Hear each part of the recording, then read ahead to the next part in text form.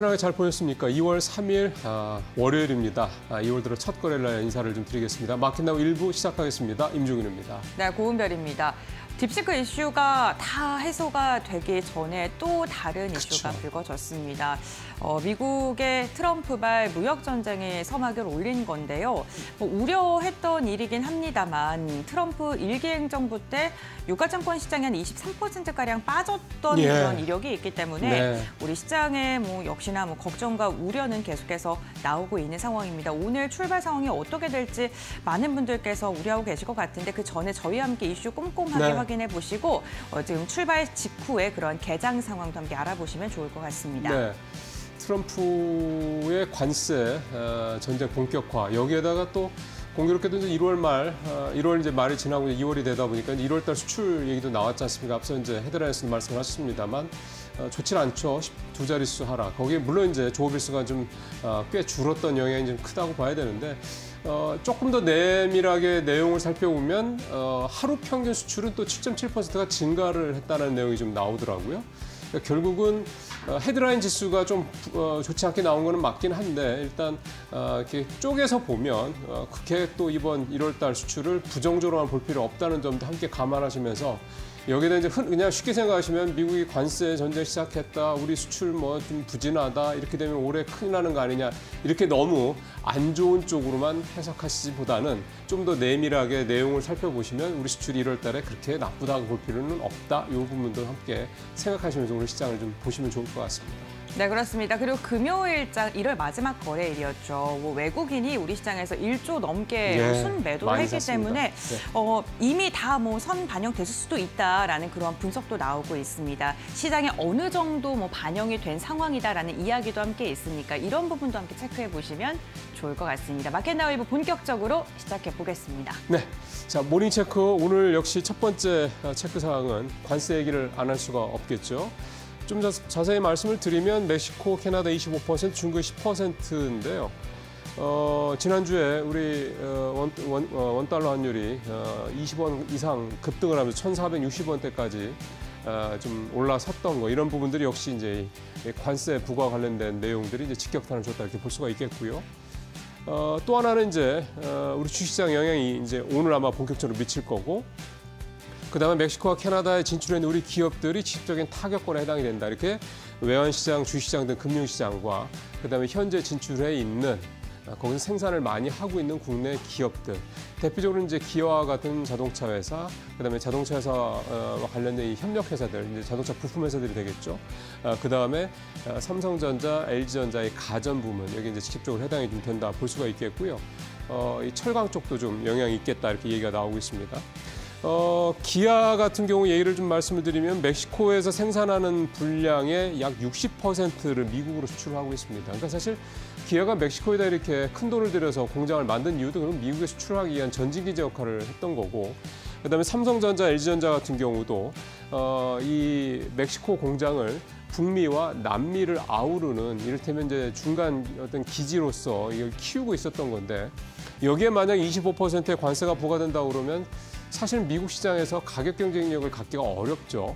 물론 그거는 있습니다. 삼성이라든가 LG전자의 가전제품은 미국 내에서는 좀 하이엔드라고 하죠. 보통 좀 고부가치, 고가 제품들에 해당되긴 하기 때문에 이게 이제 사는 층이 일반 이제 이렇게 좀 중산층 이하에서 산다기보다는 이제 좀 있는 사람들이 산다라고 봐야 되는 거죠. 거기서 이제 25% 관세가 부과가 되는 거니까.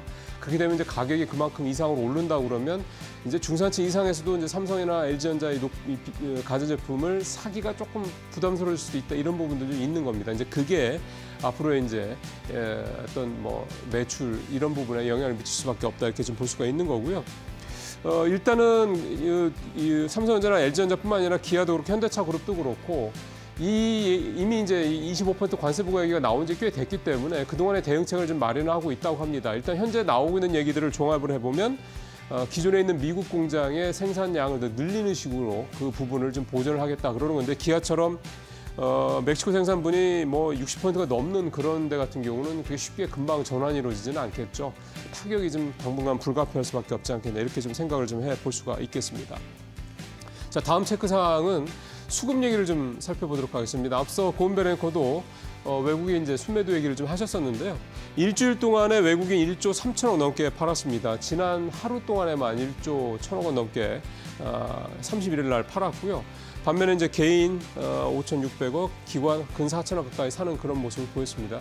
최근 한 달로 확대를 해보면 9,300억 정도 외국인이 팔았는데 최근 일주일에 1조 3천억이니까 지난 1월 전체적으로 보면은 외국인의 순매도가 계속 좀 더 진행이 되고 있다 그런 상황인 거고, 다만 이 헤드라인 수치 1조 3천억이라는 외국인 순매도의 사실 대부분은 이제 삼성전자에 대한 매도가 집중이 됐다라는 점, 이 부분을 좀 감안하실 필요는 있습니다. 그렇게 따지면 삼성전자가 지난 한 달 동안 외국인들이 판 게 1조 7천억 정도 된다고 하니까 거꾸로 얘기하면은 외국인들이 지난 한 달 동안 국내 시장에서 삼성전자를 제외하고는 순매수를 했다, 이렇게 얘기를 해볼 수가 있는 거니까요. 그런 부분들도 있어서 너무 또 외국인의 1조 1천억 팔았다고 그래가지고 뭐 이렇게 크게 걱정하실 필요는 없지 않다는 생각도 듭니다. 근데 다만 2018년도에 미중 무역 전쟁이 본격화했던 그 해에 이제 외국인들이 5.7조 순매도하고 코스피가 23% 하락했던 거, 이런 식의 상황이 올해 또 발생하는 게 아니냐라는 우려는 현재로서는 전혀 배제할 수 없다, 이렇게 좀 봐야 되는 부분이고, 이제 시작이기 때문에 환율도 이제 크게 좀 올랐다라는 부분들도 있겠고요. 이런 부분들을 좀 감안했을 때 일단 2월 달은 좀 경계감을 좀 갖고 시장을 좀 대응해야 될 그런 상황이 분명히 됐다, 이렇게 좀 말씀드릴 수가 있겠습니다. 자, 마지막으로 지난 한 달 동안 이제 투자 주체별로 상위 5개 종목들 중심으로 해서 이데일리 기사에서 이제 가져온 건데요. 어떤 종목들을 샀고 또 수익률이 어떤지 한번 살펴보도록 하겠습니다. 외국인이 SK하이닉스, 네이버, 하나에어로스페이스, 하나오션, 삼성바이오로스 이들 중심으로 샀고요. 개인은 삼성전자, 현대차, 셀트리온, 삼성 SDI, 유한양행. 그다음에 기관은 두산에너빌리티, SK이노베이션, 신한주자, 아모레퍼시픽, 삼성바이오로스 이렇게 샀습니다. 역시 평균 수익률을 보면 이제 기관이 플러스 4.8%, 개인이 마이너스 0.2%로 가장 부진했고, 외국인이 가장 좋습니다. 외국인이 6.9% 수익률을 내서 1월 달 역시 전체 수익률에서도 외국인이 가장 높은 수익률을 냈다 볼 수가 있겠고요. 외국인이 샀던 이 하나오션이 무려 지난달 한 달 동안 29% 가까이 올랐던 게 가장 직접적인 이유가 됐다, 이렇게 볼 수가 있겠습니다. 반면에 개인들 같은 경우는 삼성 SDI 마이너스 기록을 했고, 셀트리온도 마이너스를 기록을 했고, 이런 부분들이 좀 있겠고요. 외국인이 가장 많이 산 SK하이닉스 같은 경우도 5% 가까이 하락을 했었는데, 그럼에도 불구하고 다른 데서 워낙 수익률이 좀 좋았던 측면이 있고요. 기관들이 이제 두산에너빌리티를 10% 넘게 사들이면서 두산에너빌리티가 지난 1월 달에 주가가 또 많이 오른 이유도 좀 될 수가 있겠습니다. 자, 1월 달 성적표는 좀 이렇고요. 자, 2월 달에 앞서 말씀대로 좀 관세 문제, 그다음에 이 딥시크스 여파가 또 언제까지 또 미칠지 좀 봐야 될 것 같고, 새로운 변수들이 또 적잖게 있습니다. 이번 2월도 1월보다 좀 더 오히려 좀 더 긴장감을 갖고 좀 시장을 보셔야 될 것 같다는 생각이 좀 드는군요. 모닝체크는 여기서 마치겠습니다.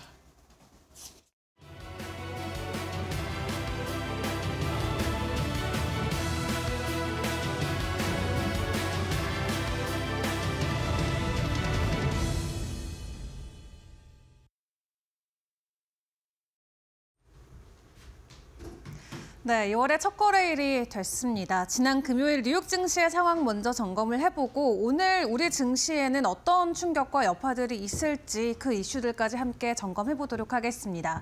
일단 지난주 금요일 뉴욕 증시 S&P 500이 다시 한번 사상 최고치 부근까지 올라가나 싶었는데, 관세와 관련된 이슈가 나오면서 3대 지수가 일제히 하락으로 전환이 됐습니다. 결국 반등에 성공하지 못한 채 다우는 0.7%, S&P 500은 0.5%의 지수 하락을 보인 채 아쉽게 장을 마무리 지었고요. 다만 실적 시즌이 겹쳐 있는 만큼 개별주 위주로의 가격 상승은 이날 장에서도 보였습니다. 빅테크 안에서 상승분을 찾아보자면 아마존과 테슬라, 브로드컴을 확인을 해보실 수가 있겠는데요. 일단 아마존 같은 경우는 목표 주가 상향 조정 리포트와 함께 이날 장에서 1.3%의 주가 상승을 보였고요. 테슬라 같은 경우도 자율주행과 관련된 기대감이 계속해서 부각되면서 1%대 이날 장 상승 마무리 지었습니다. 그리고 브로드컴이 2% 넘는 강한 상승을 이어갔는데, 메타에서 계속해서 AI 데이터 센터 혹은 AI 소프트웨어와 관련된 이슈들, 그리고 투자 소식을 확장시켜 나가겠다는 소식 소식이 전해지면서 이 메타 쪽으로 반도체를 납품하고 있는 브로드컴 같은 경우는 2.6%대 강한 상승을 보이기도 했습니다. 그리고 이날장에서 PC의 물가 지표도 발표가 됐었죠. 3개월 연속 반등하는 모습은 나왔지만 그래도 그 상승폭이 시장이 예상했던 예상치에 부합하면서 이 증시 측면에서는 크게 충격을 받아가는 모습은 나오진 않았었고요. 다만 가장 크게 충격을 줬던 건 바로 관세 정책이 되겠습니다. 다음 장 통해서 오늘 국내 증시에는 어떤 영향이 있을지 정리를 해보도록 하겠습니다. 다음 장 함께 보시죠.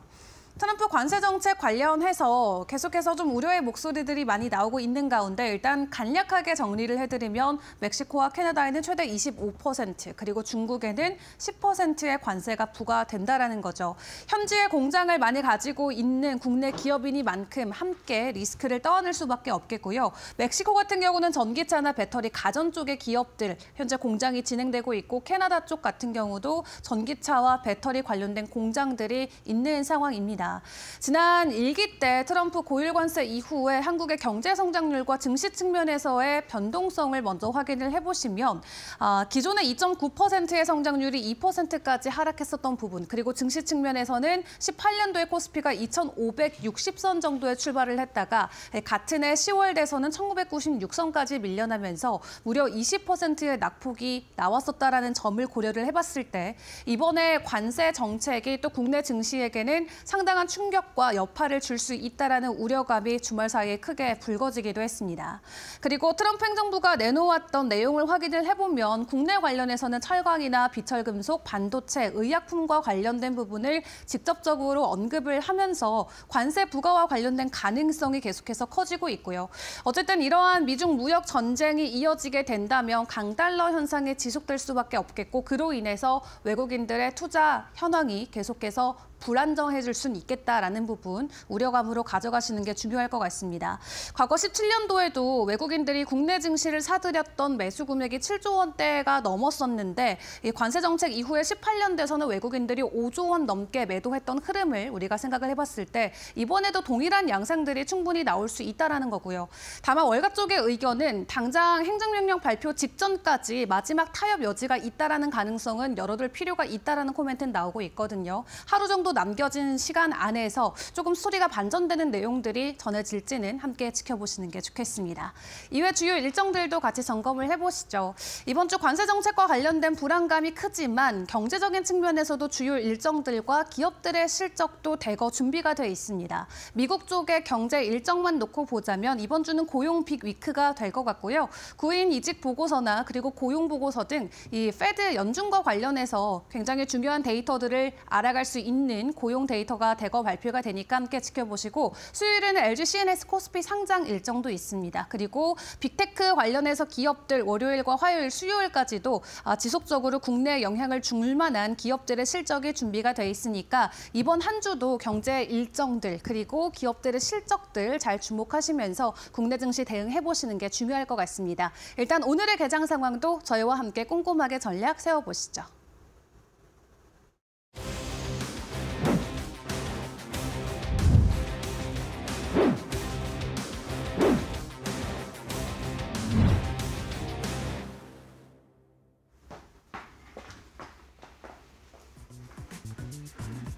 트럼프 미국 대통령이 대선 후보 시절부터 태양광은 멋진 산업이라며 우호적인 입장을 보여왔는데요.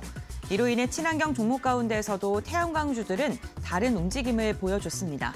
특히 최근 상승 중인 천연가스 가격이 태양광의 수요를 끌어올릴 것이라는 분석도 나옵니다. 미국 태양광 산업협회는 미국 내 태양광 발전 용량이 2029년 2배가량 늘어날 것이라고 전망하고 있는데요. 경쟁성을 갖춘 재생에너지라는 점이 기대감을 더 키우고 있습니다. 국내 태양광 기업들 긴 조정을 끝으로 고개를 들 수 있을까요? 지금부터 알아보시죠.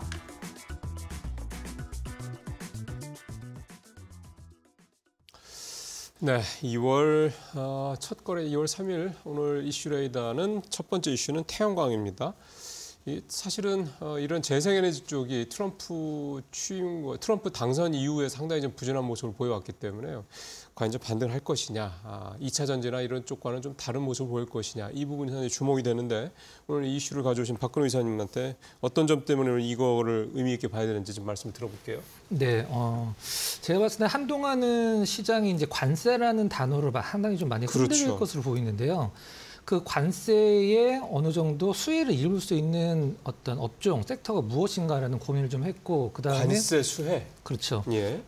그다음에 이제 그동안에 미국의 정책으로 올랐던 이제 섹터들을 살펴보면 전력기기, LNG 이런 LNG 그렇죠. 피팅 쪽이 굉장히 많이 올랐거든요.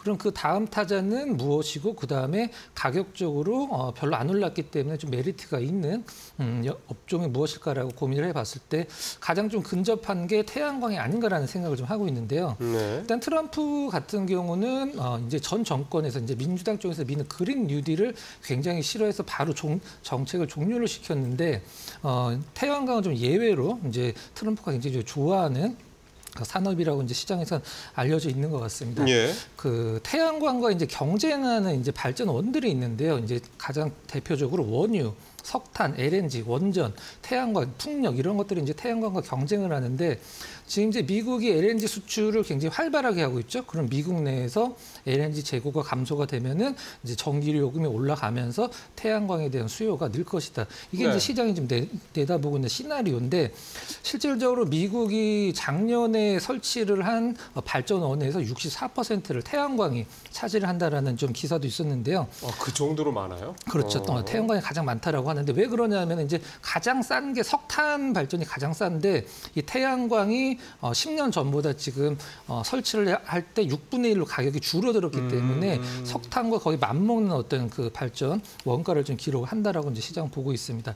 예. 가장 중요한 건 제가 이제 관세 얘기를 말씀드렸었는데 중국의 어떤 태양광에 대한 관세가 지금도 거의 200% 반도핑 관세가 부과가 되고 있는데 이 중국 쪽과 관련돼서 태양광 쪽에 제재가 된다라고 하면은 우리나라 기업이 이제 수혜를 입지 않을까라는 생각을 하고 있는데 이 부분 조금 더 디테일하게 들어간다라고 하면 현재 전 세계 폴리실리콘을 중국 기업이 80%를 만들거든요. 네. 근데 미국에서 수입하는 그러니까 중국에서 미국으로 수출하는 쪽은 1%가 안 된다라고요. 이게 무슨 말이냐면 다 중국이 동남아에서 미국 쪽으로 우회를 해서 수출하기 때문에 그렇죠.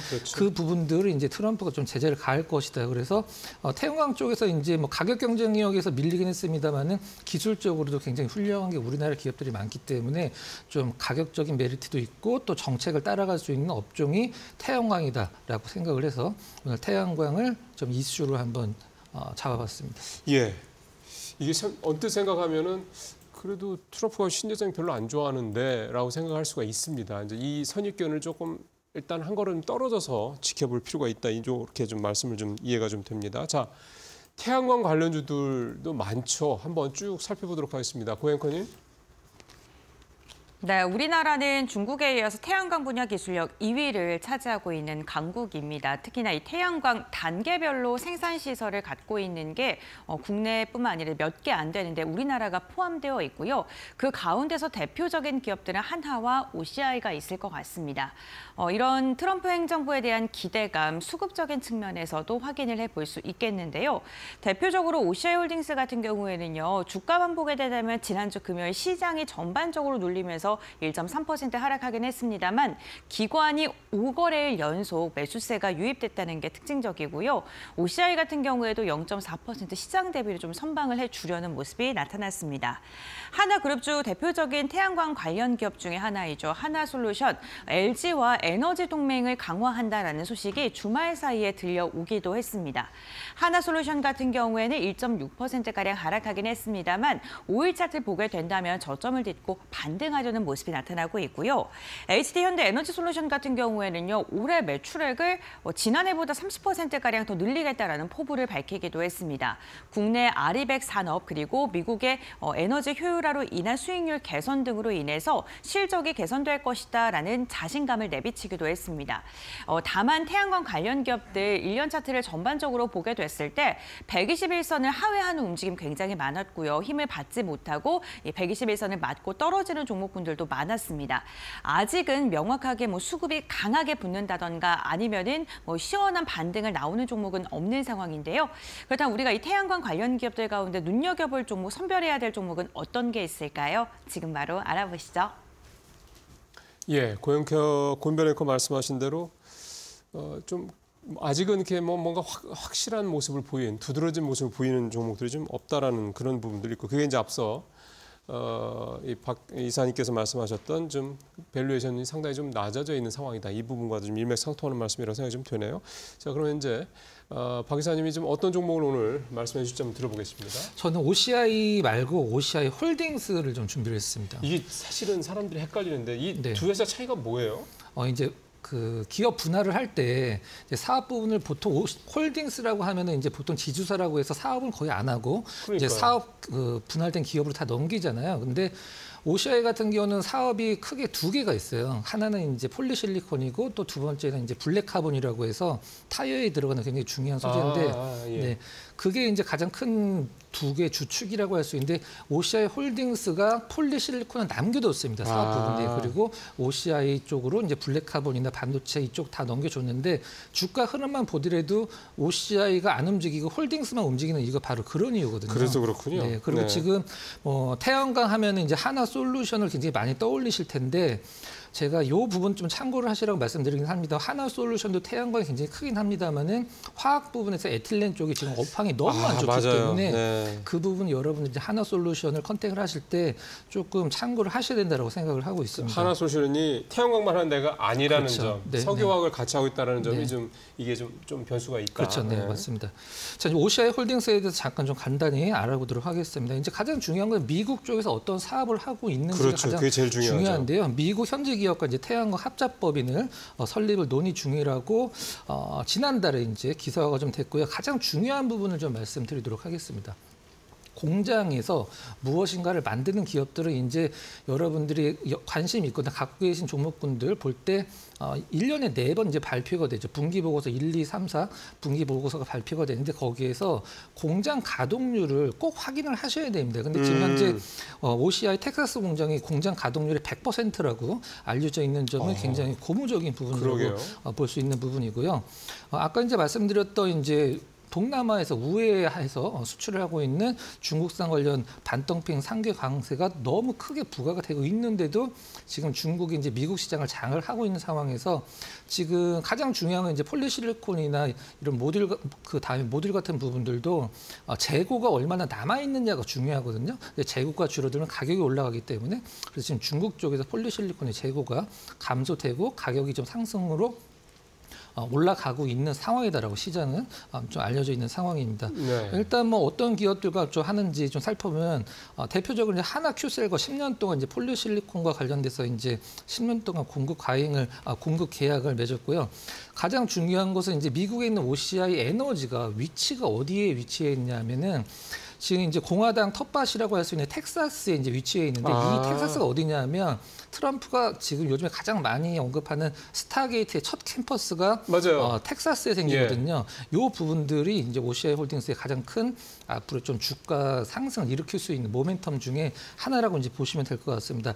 정리를 하면 태양광만 보신다라고 하면 OCI가 아니라 OCI 홀딩스를 보셔야 되고, 그다음에 중국 쪽이 중국의 이제 폴리실리콘이 미국 쪽에서 제재를 많이 당한다라고 하면은 반사이익을 볼 수 있는 기업은 우리나라에서는 뭐 전 세계적으로도 마찬가지라고 볼 수 있는데 OCI 홀딩스가 가장 유력하다. 이렇게 말씀을 드리도록 하겠습니다. 예, 하나솔루션 얘기를 여기가 이제 하나 그 큐셀이죠. 그 태양광하는 그렇죠. 이 회사를 자회사로 갖고 있는 회사긴 한데.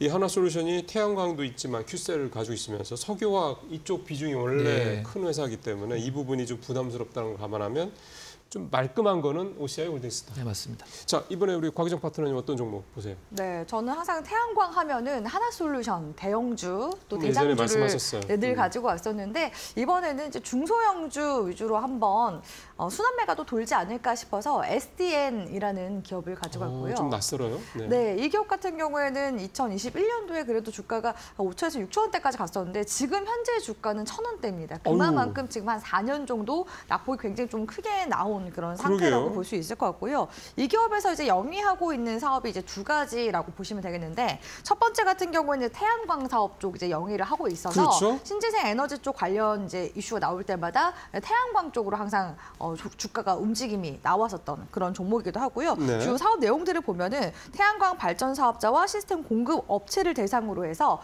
태양광 발전 시스템, 태양 전지판, 인버터 등을 이제 공급하는 그런 사업을 하고 있다라고 보시면 되고 엔진 조선 사업 같은 경우는 최근에 이제 조선업이 이제 또 호황기이기도 하잖아요. 근데 이런 대연 성박 그런 게 아니라 이 기업 같은 경우에는 이제 취급하는 게 선액이라고 해서요. 그 보트 같은데 이제 보면 뒤에 추진을 얻을 수 있는 그런 동력기 있잖아요. 프로펠러 있는 거예요? 네네네. 모터 그런 같은 거? 네네 모터. 그런 모터 이제 시장에서는 시장 점유율 또 국내에서는 1위를 하고 있는 그런 기업이기도 합니다. 그 보트용 모터. 네네. 그런데 이제 제가 이 기업을 또 가지고 온 또 이유 중 하나가 뭐 지금 이렇게 말씀하신 것처럼 신재생 에너지 쪽도 지금 순환매 가능성이 지금 있는 상황이고 네. 지금 또 2월 달 들어서는 본격적으로 이제 정치권에서는 조기 대선에 대한 논의도 이제 활발하게 또 나와주게 될 가능성이 굉장히 또 높은 달이 될 것으로 보여지거든요. 이게 정치 테마주로 들어가요? 네, 정치 테마주로도 엮여서 제가 뭐 방송 통해서 자세하게 말씀드리긴 좀 어렵겠지만 우리 시청자분들 충분히 포털에다가 검색하면 또 나오는 그런 내용들이 몇 가지가 있습니다. 그래서 정치 테마주로서도 이 종목이 지금 엮일 수 있다라는 점에서 봤을 때 어떻게 보면 모멘텀이 좀 굉장히 좀 풍부하지 않습니까? 그런 관점에서 좀 낙폭이 굉장히 또 큰 그런 중소형주들 중에서도 급등세가 한 번쯤 또 나와준다면 우리 시청자분들이 트레이딩 관점으로 한번 관심 있게 볼 만한 종목이지 않나라고 보고 있어서 SDN을 가지고 왔고요. 현재 주가상 움직임 보면은 최근에 거진 이제 바닥권까지 다 나와준 상황입니다. 그래서 1,000원대만 일단은 지켜주면요. 지금 현재 구간에서 2024년도 상반기 구간대 기점으로 해서 제가 봤을 때는 월봉상 지금 쌍바닥 구간으로 지금 흐름 만들어 나가고 있는 중이기도 하거든요. 그렇기 때문에 지금 1,100원대에서 1,500원 구간대까지는 무난하게 일단은 주가 회복 관점에서도 상승세가 한 번쯤은 올 상반기 내에 나와주게 될 가능성이 높기 때문에 SDN도 한번 주목해볼 만한 그런 태양광 관련주라고 보고 있습니다. 그러게요. 태양광 발전 시스템, 태양 전지판, 인버터 이런 거를 만들고 있고 모터, 보트용 모터 만드는 건 또 국내 1위라고 말씀하셨고 정치 테마주 이 부분은 뭐 찾아보시면 아실 것 같고 하여간 그런 여러 가지 좀 영역이 좀 걸쳐 있는 회사입니다. 자, 첫 번째 태양광 관련된 이슈 이건 또 어쨌든 트럼프 대통령이 얘기를 한 거기 때문에 한번 눈여겨 좀 볼 필요가 있을 것 같습니다. 자, 그다음에 두 번째 이슈로 가볼까요? 현대자동차그룹이 로보틱스 전문 계열사 보스턴 다이내믹스가 만드는 휴머노이드 로봇 아틸라스를 자동차 생산 현장에 투입할 예정인 가운데 삼성전자는 대표이사 직속의 미래 로봇 추진단을 신설하겠다고 밝히면서 국내 기업들의 로봇 투자와 적용이 이어지고 있는 상황입니다. 골드만삭스 보고서에 따르면 전 세계 휴머노이드 시장의 규모는 2030년 19조에서 2035년에는 55조 규모로 가파른 성장을 이어갈 것으로 보입니다. 4차 산업시대 로봇주들의 방향은 어떻게 흘러갈까요? 지금 바로 알아보시죠.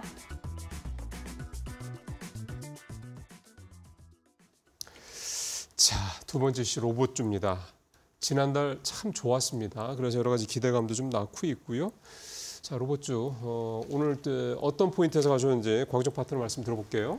제가 이제 이슈 레이더 시간 통해서 많은 이슈들을 우리 시청자분들께 브리핑을 도와드리는 것 같은데 개인 투자자들이 가장 좀 많이 좋아하시는 업종이 몇 가지가 있더라고요. 대표적으로 뭐 조선이라든지 그렇죠. 반도체, 최근엔 또 유리기판 쪽도 많은 또 투자자분들이 관심 가져주시고 그리고 또 그중 하나가 로봇이라고 보고 있거든요. 네, 근데 지난달 참 특히 그랬어요. 네, 확실히 근데 지금 로봇 쪽이 이슈가 계속 좀 들어오고 있는 중이잖아요. 삼성전자 쪽에서도 레인보우 로보틱스 콜옵션 행사하면서 거기서 끝이 아니라 최근에 또 이제 지능형 로봇 관련해서 또 이슈가 또 나오자 레인보우 로보틱스가 또 지난 금요일에 급등세가 또 추가적으로 나왔었단 말이죠. 네. 그만큼 또 시장에 이런 로봇에 대한 관심도가 또 있는 상황에서 LG전자는 사실 선제적으로 2016년도, 2017년도부터 우리 국내 상장사들 중에서도 로봇 관련 기업들에도 투자를 계속 단행을 해오기도 했었거든요. 예, LG전자가 지분 뭐 최대 주주든 2대 주주든 갖고 있는 데가 몇 개가 되더라고요. 네, 뭐 대표적으로 로보티즈나 로보스타 예, 뭐 이런 예. 이제 기업들 들어볼 수 있을 것 같은데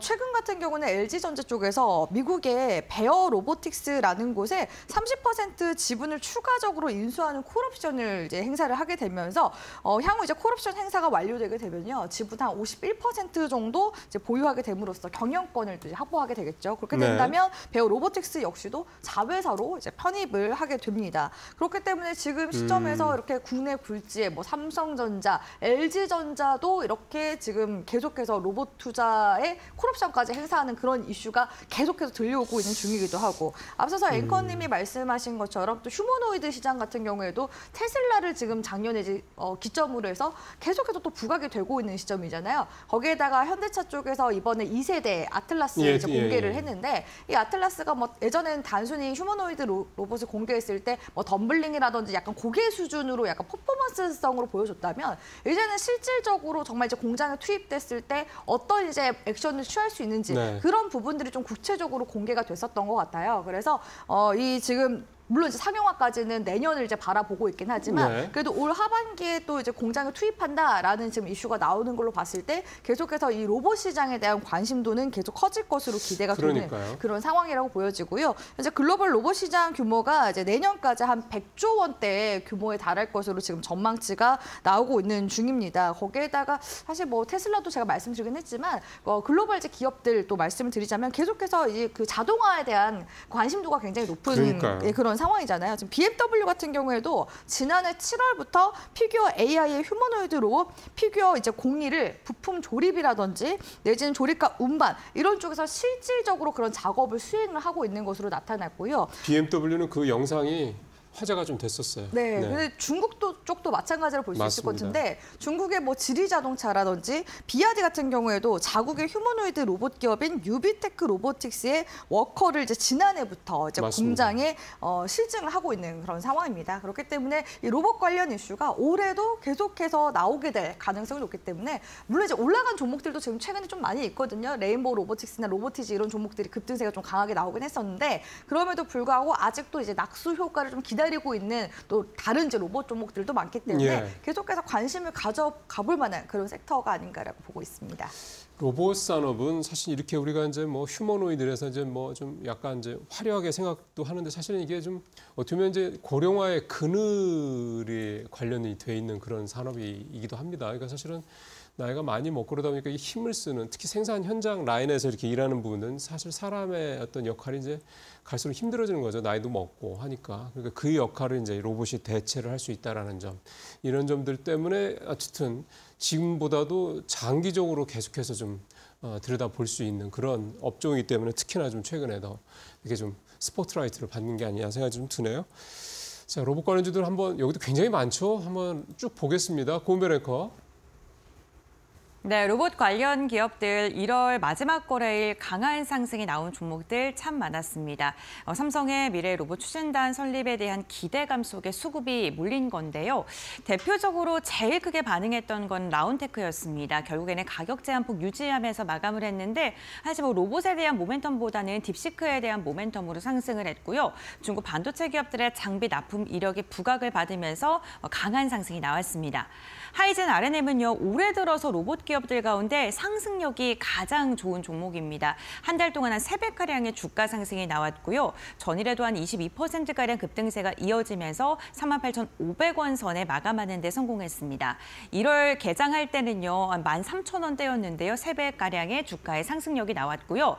액추에이터 관련된 기업입니다. 그러니까 로봇의 관절과 관련된 부분 사업을 영위하고 있다라고 보시면 좋을 것 같습니다. 로봇 대장주라 할 수 있는 건 삼성의 선택을 받은 레인보우 로보틱스겠죠. 51%의 주가 상승이 한 달 동안 이어졌고요. 전일만 무려 21% 급등했습니다. 결국에는 30만 원 선을 목전에 둔 채 마감하는 데 성공을 했습니다. 외국인과 기관의 러브콜이 꾸준하게 이어지면서 주가도 강한 상승이 나왔고요. LG의 대장주라 할 수 있는 로보티즈 역시나 12% 두 자릿대 상승이 나왔습니다. 일개미, 그러니까 자율주행 로봇과 관련된 일개미를 LG에 납품한다라는 그 소식이 전해지면서 LG 대장주로서 좀 움직임 가져가고 있고요. 전일에도 강한 상승 나왔고 한 달간 한 60%가량의 주가의 상승력이 이어지고 있는 상황입니다. 알스 오토메이션 같은 경우에도 5%가량의 상승이 나오면서 1월 달 들어서 로봇 관련 기업들의 주가 추이는 굉장히 긍정적인 방향성을 보여주고 있습니다. 특히나 로봇 관련 기업들은요, 대기업들의 투자가 지속적으로 나오고 있기 때문에 인수를 한다 이러한 소식이 들려오게 된다면 주가의 강한 상승이 이어질 수 있고요. 이로 인한 기대감으로 관련 수혜주 찾기에 분주한 모습인데요. 그렇다면 로봇 관련 기업 등에 우리가 눈여겨볼 종목은 어떤 게 있을까요? 지금 바로 알아보시죠. 예, 굉장히 많습니다.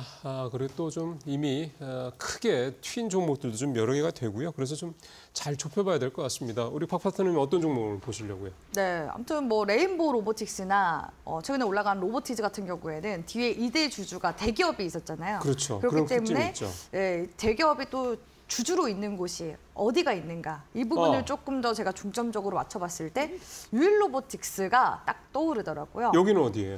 유일로보틱스 같은 경우에는 뒤에 이제 SK 쪽에서 지분 투자를 작년에 특히나 이제 SK 배터리 아메리카 쪽에서 지분 투자를 했다라고 볼 수가 있는데요. 네. 지분율이 한 13.4% 정도 지분율이 높네요. 가져가고 있고요. 네. 지난해 이제 6월부터 이제 본격적으로 유상증자 참여하기 시작했으니까 이제는 이제 SK와 좀 연계되어 있는 로봇 관련주로 우리 시청자분들이 좀 보셔야 되지 않을까라고 이제 보고 있기도 하고요. 이 기업 같은 경우에는 사실 뭐 로봇 기업들이 성장주이다 보니까 실질적으로 그 매출 실적이라든지 이런 부분이 막 좋거나 하진 않습니다. 그러니까요. 그럼에도 불구하고 이제 올해부터는 좀 어느 정도 좀 외형 성장을 좀 깨볼 수 있지 않을까라는 그런 이제 전망들도 지금 나와주고 있는 그런 상황이라고 볼 수 있을 것 같고요. 이 기업 같은 경우에는 사실 원래 주력으로 했었던 사업이 자동화 시스템이나 스마트 팩토리 쪽으로 사업을 키워왔었던 그런 이제 기업이라고 볼 수가 있습니다.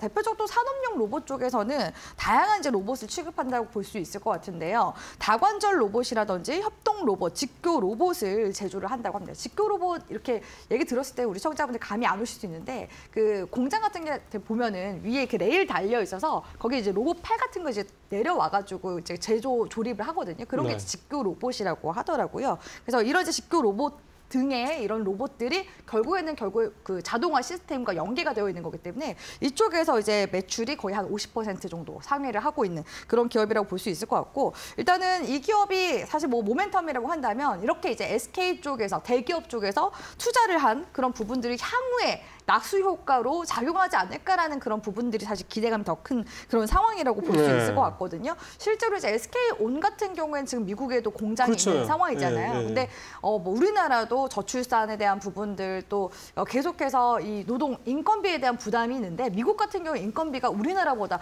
훨씬 더 배로 이제 노동력이 굉장히 비싸기 때문에 SK온 쪽에서도 계속 이런 자동화 시스템을 도입하기 위한 그런 이제 고민들이 굉장히 많은 상황입니다. 그런 이제 와중에 유일 로보틱스에 있는 이런 이제 관련 솔루션을 적극적으로 지금 도입할 것으로 전망이 되고 있는 그런 상황이고요. 네. 이렇게 이제 자동화 물류 설비라든지 스마트 팩토리를 계속 도입을 시키게 되면은 원가 절감 효과가 있기 때문에 계속해서 이런 그 제조업에 대한 그런 경쟁력 확보에 공을 들일 것으로 보여집니다. 아무튼 이렇게 유일 로보틱스 쪽에서 SK향 관련된 로봇 제품을 개발하고 있지만 아직까지는 뭐 구체적으로 미국 공장 어디에다가 뭐 도입을 할 것인지 내지는 얼마만큼 뭐 물량을 나중에 도입을 시킬 것인지 이런 구체적인 부분은 안 왔지만 향후에 이런 부분들이 나오게 된다면 당연히 주가상으로도 호재로 작용이 될 가능성이 높고요.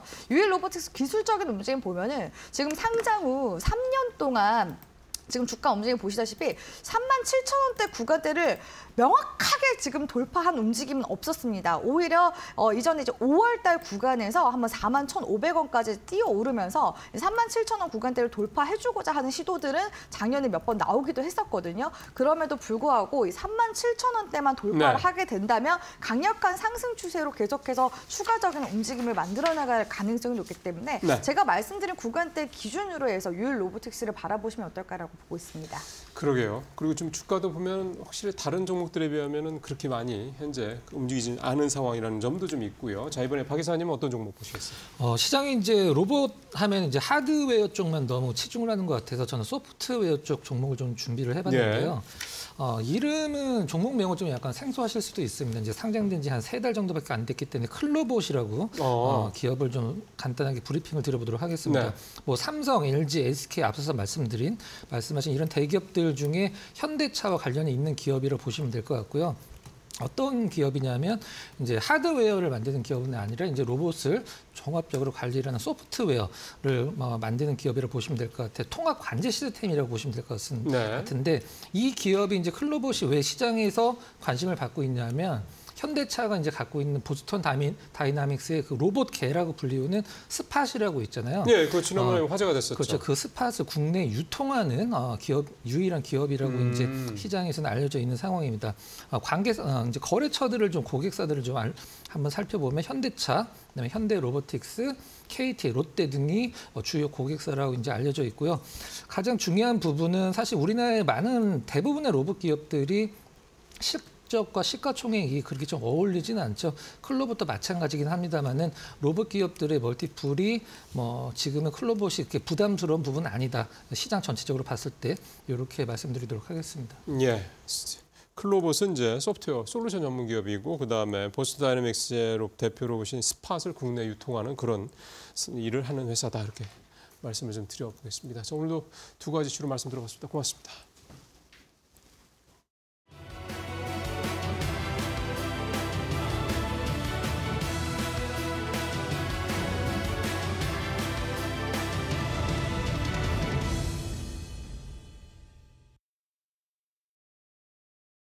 네, 마켓 리포트 강민정입니다. 오늘은 줄줄이 목표 주가 하향 조정이 나오고 있는 종목 하나, 그리고 반대로 계속해서 상향 조정되고 있는 종목을 하나 살펴보겠는데요.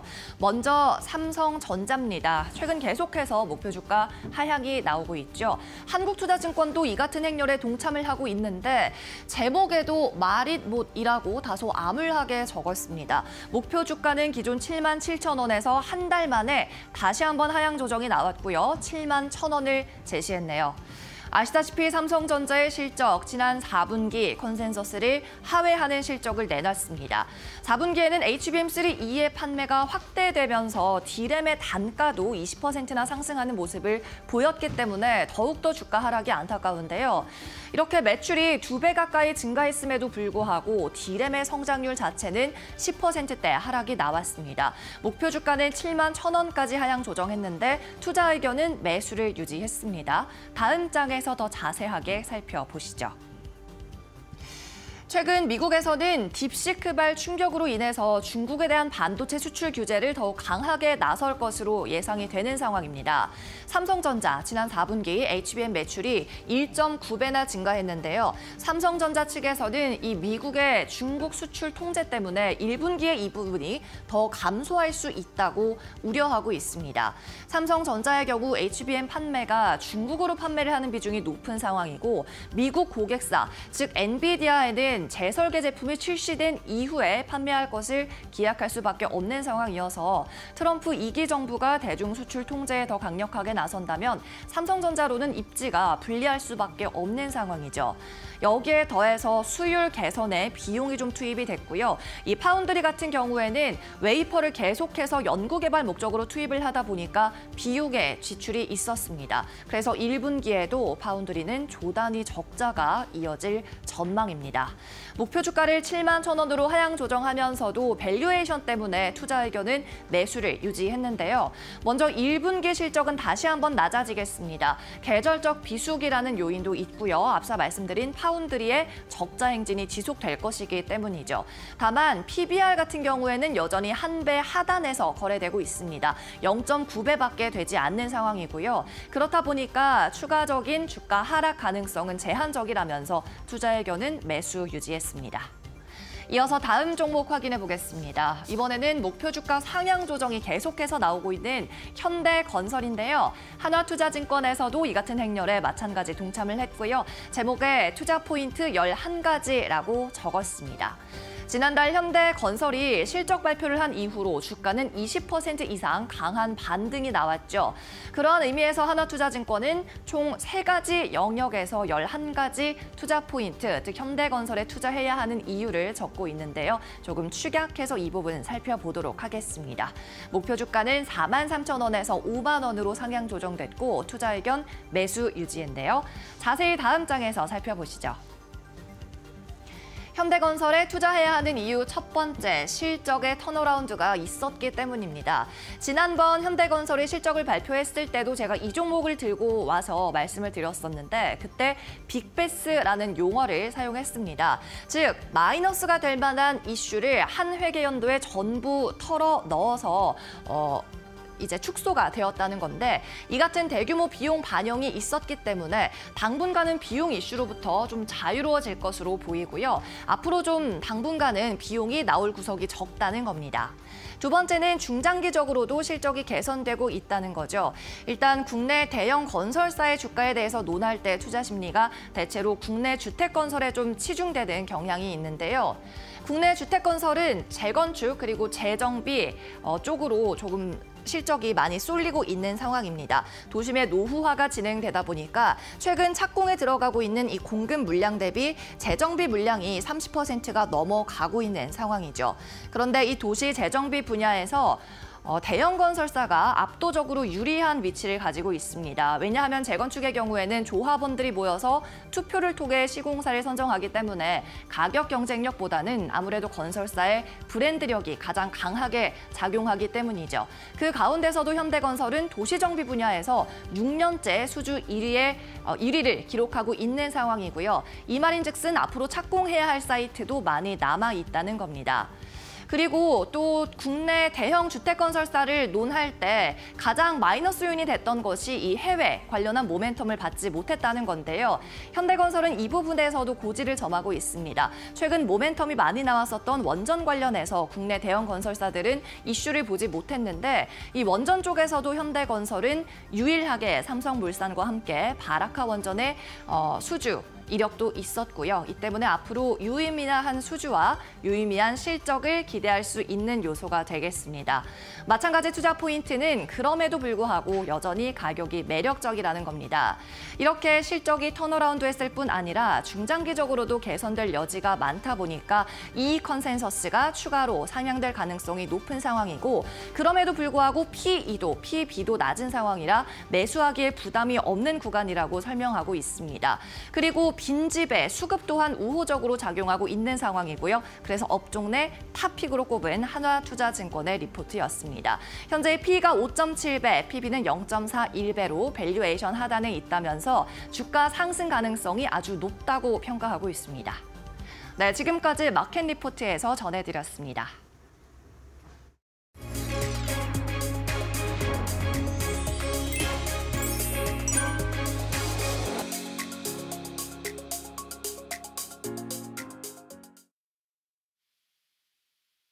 네, 안녕하세요. 반갑습니다. SK증권 소영원 차장입니다.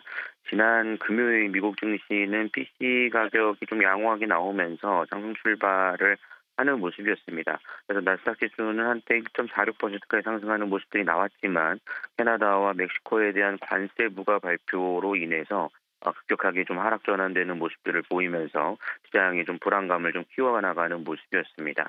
최근 엔비디아 이슈로 인해서 좀 떨어졌던 부분들도 반등이 나왔지만 이러한 이슈로 인하여 결국에는 다시 재차 하락 전환하는 모습들이 나타나줬고 이에 따라 좀 시장이 전반적으로 흔들리는 모습이 나타나줬다라고 볼 수 있겠습니다. 시장은 관세 부과에 대해서 2월 1일에서 3월 연기할 것이다라는 보도가 나오기도 했었습니다만 이 부분에 대해서 백악관 대변인이 캐나다와 멕시코, 중국에 대한 관세 부과가 2월 1일 그대로 진행된다라고 발표가 되면서 시장이 좀 불안감을 좀 키웠다라는 점이 우리나라 시장에도 좀 부정적으로 미칠 것으로 예상이 되고 있습니다. 특히나 트럼프가 관세 부과에 따른 인플레를 어느 정도 감수할 것이다라는 얘기까지 나온 점을 감안해 본다라면 시장의 좀 금융시장의 단기적인 충격은 어느 정도 좀 불가피한 상황이 아닐까라고 생각을 하고 있고요. 이에 따라 우리나라 시장도 좀 약세를 좀 보일 것으로 예상이 좀 되고 있습니다. 특히나 지금 중국발 AI 관련된 이슈로 인해서 반도체 섹터들이 강하게 흔들리고 있는 상황 속에서 관세 관련된 절광이라든가 여러 섹터들에 대한 부분들이 좀 부담으로 작용을 할 수 있다라는 점들을 좀 감안해서 좀 보셔야 되겠고요. 이번 주 초에는 어느 정도 시장이 좀 악재를 좀 반영하는 부분들을 좀 관망하실 필요가 있지 않을까라고 생각을 하고 있습니다. 하지만 여전히 좀 긍정적인 섹터로서는 조선이나 기자재 쪽, 재건 쪽에 대한 부분들은 긍정적으로 좀 보고는 있습니다. 그렇지만 지금 현재 구간에서는 매수 타이밍을 좀 잡아가는 데 있어서 급한 흐름들보다는 좀 시장을 좀 보고 대응을 해나가는 나가실 필요가 분명히 있다라고 말씀을 드릴 수가 있겠고요. 장기적인 투자 관점에서 지켜보시는 분들은 이번 조정을 통해서 제가 말씀드린 조선과 그다음에 기자재 재건 쪽에 대한 부분들은 저가 매수 기회로 좀 삼아보실 수 있는 부분들이 되지 않을까라고 말씀을 좀 드릴 수가 있겠습니다. 시장 좀 어려울 수는 있겠습니다만 오히려 좀 매수 기회로 좀 삼아보시길 추천드리면서 마무리하도록 하겠습니다. 지금까지 SK증권 서영원 차장이었습니다. 감사합니다.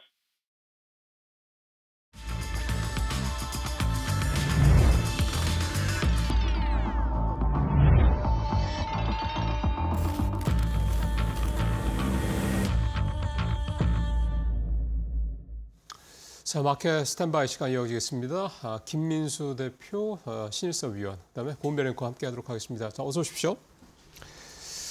예, 이게 또 뭐 엎친 데 덮친 격을 해야 될까요? 딥시크 때문에 지난주 사실 하루밖에 우리 시장 열리지는 않았긴 했습니다만 여파가 좀 만만치 않았고요. 지수에 비해서는 조금 더 특히 우리 개인 투자자분들이 많이 갖고 계신 종목들 분위기가 별로 좋지 않았죠. 여기에다 또 이제 또 관세 이 전쟁, 이 본격화 관련된 또 이 부분이 또 우리 시장에 또 영향을 좀 미치지 않을 수 없을 것 같습니다. 별로 좀 새 달이 들어서긴 했는데 일단 좀 무겁게 시작을 하네요. 자, 김 대표님 먼저 시장 어떻게 보시는지 좀 이 탑3 먼저 좀 볼까요? 네, 말씀하셨듯이 앵커님 걱정이 그대로 시장에 반영이 되는 것 같습니다. 두 가지, 첫째는 관세. 보니까 나스닥 선물도 급락하고 있고요. 환율도 급반등하는 거 보니까 일단 국내 시장 오늘 얼만큼 잘 견디는지 지켜봐야 될 것 같고, 두 번째가 이제 딥시크발 충격이라고 봐야 될 것 같은데, 이분이 이제 기존의 주도를 시장에서 주도했었던 AI 인프라 쪽들은 일단 쉬어가는데 어떤 빌미를 좀 제공한다고 봐야 될 것 같고, 그동안에 엔비디아 중심으로 계속 올라갔던 부분들이 아무래도 여러 가지 좀 체크를 해보자라고 하는 시간들이 좀 다가오다 보니까 관심은 다른 쪽으로 좀 이전되고 있다라는 관점 쪽에서 시장에 대한 변화들은 이어가고 있는데, 하지만 AI 인프라 관련된 쪽들은 시간이 필요하다고 하더라도 전력 설비 쪽들은 이번에 관세를 통해서 캐나다와 멕시코 쪽에 관세가 들어가는 부분들은 오히려 가격 메리트가 생길 수 있는 부분들이 나올 수가 있기 때문에 상대적으로 조금 견조하지 않을까라고 바라보고 있지만 여전히 일단 시간은 필요하다고 봐야 될 것 같고요. 그런 쪽에서 두 번째로는 AI 관련된 섹터가 그러면 조금 더 확산될 가능성이 있겠느냐라는 쪽으로 봤을 때, 이번에 가장 큰 논리 중에 하나가 딥시크가 가져오는 게 가성비 높은 AI다라고 하게 되면 그를 통해서 소프트웨어에 적용되고 그를 통해서 확산이 좀 빠르게 되겠다라는 쪽들의 기대감이 나오고 있는 상황들이기 때문에 AI 소프트웨어라든가 그 밖에 이게 적용될 수 있는 게임 쪽, 그리고 또 로봇, 그리고 뭐 자율주행, 게다가 방산 같은 경우도 무인 체계와 AI가 겹친다라고 하게 되면 그런 쪽들이 조금 더 관심이 높아질 수 있지 않을까라는 쪽에서 기존에 바라보고 있던 인프라만 바라보던 시장이 조금 더 확산돼서 연장될 수 있겠다라는 쪽들은 조금 더 체크를 해봐야 될 걸로 보여지고 있습니다. 마지막으로 이번 주 주요 일정과 체크 포인트는 아무래도 지금 관세와 관련된 쪽에서 그래도 혹시 의회에서 좀 변화가 이어지지 않을까라고 하는 약간의 미국의 기대감들은 나올 수는 있겠지만 역시 그와 관련된 불확실성이 계속 이어진다고 봐야 될 것 같고요. 그 밖에 이번 주 또 월 초다 보니까 나올 수 있는 미국의 제조업, 그리고 서비스업, 주국도 마찬가지죠. 관련된 지표들에 대한 동향들을 체크해야 될 것 같고요. 그 밖에 또 이번 주 후에 가게 되면 미국의 고용지표 발표될 걸로 보여지고 있고, 그와 함께 실적 발표가 또 대기하고 있습니다. 알파벳과 또 머크, 또 아마존닷컴, 일라이릴리 같은 바이오 제약 쪽에서도 실적 흐름들이 나오기 때문에 그와 연관될 수 있는 국내 기업들의 동향들도 같이 체크해보는 게 중요하겠다, 그렇게 바라보고 있습니다. 네, 김민수 대표는 딥시크와 관련된 여파 이 부분에 대해서 좀 집중적으로 말씀해 주셨고, 역시나 관세에 대한 이야기 빼놓지 않고 좀 주셨습니다. 이번 주 체크해 봐야 될 일정과 뭐 지표에 대해서도 언급을 해주셨는데, 그렇다면 신 의원님께서는 오늘 장 탑3를 어떻게 선정하셨을까요? 네, 게임과 인터넷 업종이 딥시크 수혜주로 부각되면서 급등했습니다. 증권가에서 인터넷 게임 업종을 딥시크 충격의 수혜 업종으로 지목을 했고요. 특정 애널리스트가 크래프톤과 네이버를 최대 선호주로 꼽았는데 바로 주식시장에서 급등이 일어났습니다. 인터넷 부분의 수혜주 네이버, 그다음에 게임 부분의 최대 AI 수혜주 크래프톤이 꼽히면서 지금 시장에서 주목할 만한 주식으로 떠오르고 있고요. 두 번째는 레인보우 로보틱스가 역사상 신고가의 기염을 토했습니다. 지금 이 시장이 어려운 가운데 레인보우 로보틱스는 오히려 장대 양봉을 뽑으면서 거의 상한가에 육박하는 상승을 보였습니다. 공모가가 10,000원으로 시작했는데 지금 퍼센티지로 따지면 무려 2,895%, 29배죠. 10배거도 310배거가 나오는 어마어마한 상승을 지금 기록했습니다. 삼성전자의 레인보우 로보틱스 지분은 35%고요. 콜옵션을 보유하고 있는데 추가로 행사하면 지분율이 58.6%까지 확대 가능한 수준입니다. 삼성전자도 지금 굉장히 반도체가 흔들리는 가운데 로봇이나 바이오의 신수종 사업에 계속해서 투자를 하고 있기 때문에 레인보우 로보틱스의 향후 삼성전자의 지분율 확대 행보가 주목이 된다고 볼 수가 있겠고요. 세 번째는 KT 2등의 반란입니다. SKT 원탑 시대가 계속해서 지속이 되었는데 KT가 정말 지금 상황에서 깜짝으로 절대 움직이지 않는 주식으로 KT와 한국전력이 꼽히곤 했는데 KT가 꾸준히 상승하면서 1월 24일 날 SK텔레콤 시가총액을 역전하면서 통신업종 시가총액 1위에 오르는 기염을 토했습니다. 물론 SK텔레콤은 SK스퀘어와 분할이 됐기 때문에 SK스퀘어를 합쳐야 된다는 의견도 있지만 어쨌든 간에 SK텔레콤의 시총을 역전한 거는 팩트입니다.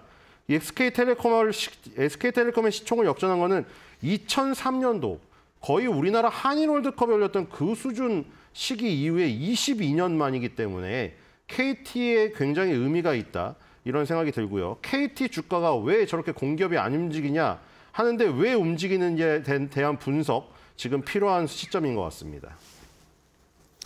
예, 참 저도 신 의원님 말씀 듣고 나니까 좀 그러네요. KT는 정말 잘 안 움직이는 그런 종목의 아주 대명사 중에 하나였는데 KT가 SK텔레콤을 시총으로 역전을 했다. 참 모르는 거죠. 근데 물론 20년 넘게 이걸 기다린 분들이 많지 않으시겠습니다만 어쨌든 이렇게 참 주식시장은 늘 뭔가 고정관념에서 탈피해야 되는 게 참 중요하다 이런 생각을 좀 해보게 됩니다.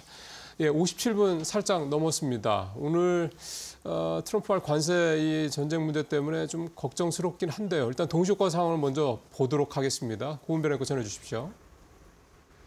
네, 2월 첫 거래일 출발을 앞두고 있는 상황입니다. 오늘 트럼프발 관세 이슈로 인해서 양 시장은 파랗게 질린 채 출발을 준비 중에 있는데요. 유가증권 시장 1.14%가량 하락, 그리고 코스닥도 1% 이상 빠질 것으로 보이고요. 오늘도 역시나 대형주가 상대적으로 더 약할 것으로 보입니다. 코스피 200 같은 경우에는 1.2% 이상 빠진 채 출발을 준비 중에 있습니다. 시가총액 상위 종목들은 어떨까요? 함께 확인해 보겠습니다. 우선 1위부터 5위 일제히 하락 출발 준비 중인데 SK하이닉스가 금요일장 9%, 10%에 가까운 하락으로 마감했었는데 오늘도 4% 이상 낙폭을 이어갈 것으로 보입니다. 딥시크의 충격 여전한 것으로 확인되고 있고요. 미국 증시에서 엔비디아가 약한 게 그 고스란히 SK하이닉스로 적용될 것으로 보입니다. 삼성전자 1.5% 하락 출발 준비 중에 있습니다. 이와 함께 LG 에너지솔루션도 1%대, 그리고 삼성 바이오로직스도 0.5%가량 하락 출발 준비 중에 있고요. 현대차 역시나 현대차 그룹주 전반적으로 멕시코 공장에 대한 우려감이 지속적으로 나오고 있는데 주가도 반응합니다. 2% 가까운 하락을 보이면서 출발을 준비 중에 있습니다. 다음으로는 6위부터 10위 함께 보겠습니다. 현대차도 1% 이상 빠지고 기아도 역시나 1% 이상 하락 출발 준비 중에 있고요. 네이버가 오늘도 강합니다. 딥시크에 대한 수혜 종목으로 거론되면서 직전 거래일 강한 상승으로 마감했고 오늘도 시장이 1% 이상 하락으로 출발 준비 중인데 0.4% 상승 출발 준비 중에 있습니다. 네이버 꾸준하게 외국인의 매수세가 유입되고 있다는 점도 긍정적인데 주가 반응하고 있고요. 코스닥 함께 보시죠. 네, 코스닥은 1위부터 5위 살펴보면요. HLB가 오늘 그래도 반등 시도하고 있고요. 알테오제는 하락으로 출발 준비 중에 있습니다. 에코프로 그룹주 2차 전지 역시나 보조금에 대한 우려, 공장에 대한 실적 리스크에 대한 우려가 지속적으로 나오고 있는데 2% 이상 빠진 채 출발 준비 중에 있고요. 지난 거래에 정말 강했던 레인보우 로보틱스가 단기 급등에 따른 반발 매도세가 나오면서 1.5% 하락 출발 준비 중에 있습니다. 그래도 상승분에 비해서는 하락폭은 그렇게 크지 않다는 점 체크해 보셔야 될 것 같습니다. 6위부터 10위도 함께 보겠습니다. 네, 리가켄바이오 삼천당제약 일제 하락 출발하고 있고요. 클래시스 같은 경우에도 1% 이상 빠진 채 출발 준비 중에 있습니다. 오늘도 반도체 안 좋습니다. 리노공업이 5% 이상 하락으로 출발 준비 중에 있고요. 휴젤 역시나 2% 전반적으로 시총 상위주 좋지 않습니다. 국내 증시 출발합니다.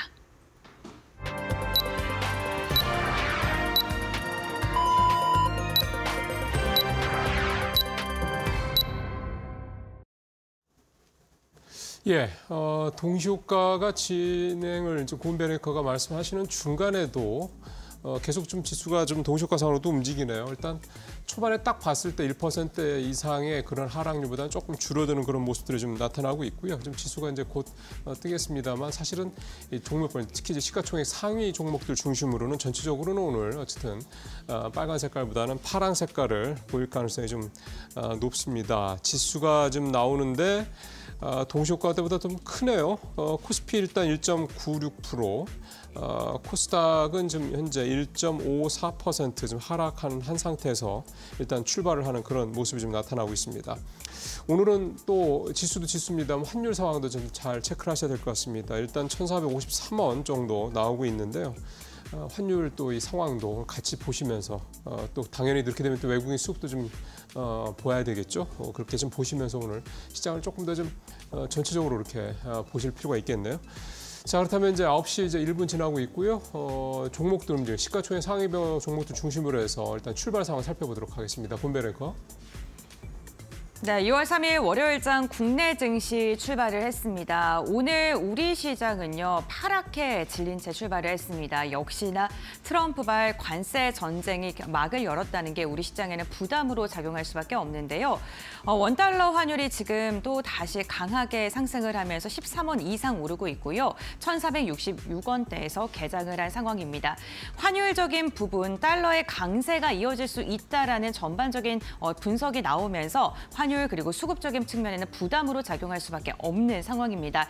다만 우리나라만 좀 부정적인 건 아니고요. 전 세계적으로 전반적으로 위축되고 있는 분위기다라는 부분은 체크를 한번 해보셔야 될 것 같습니다.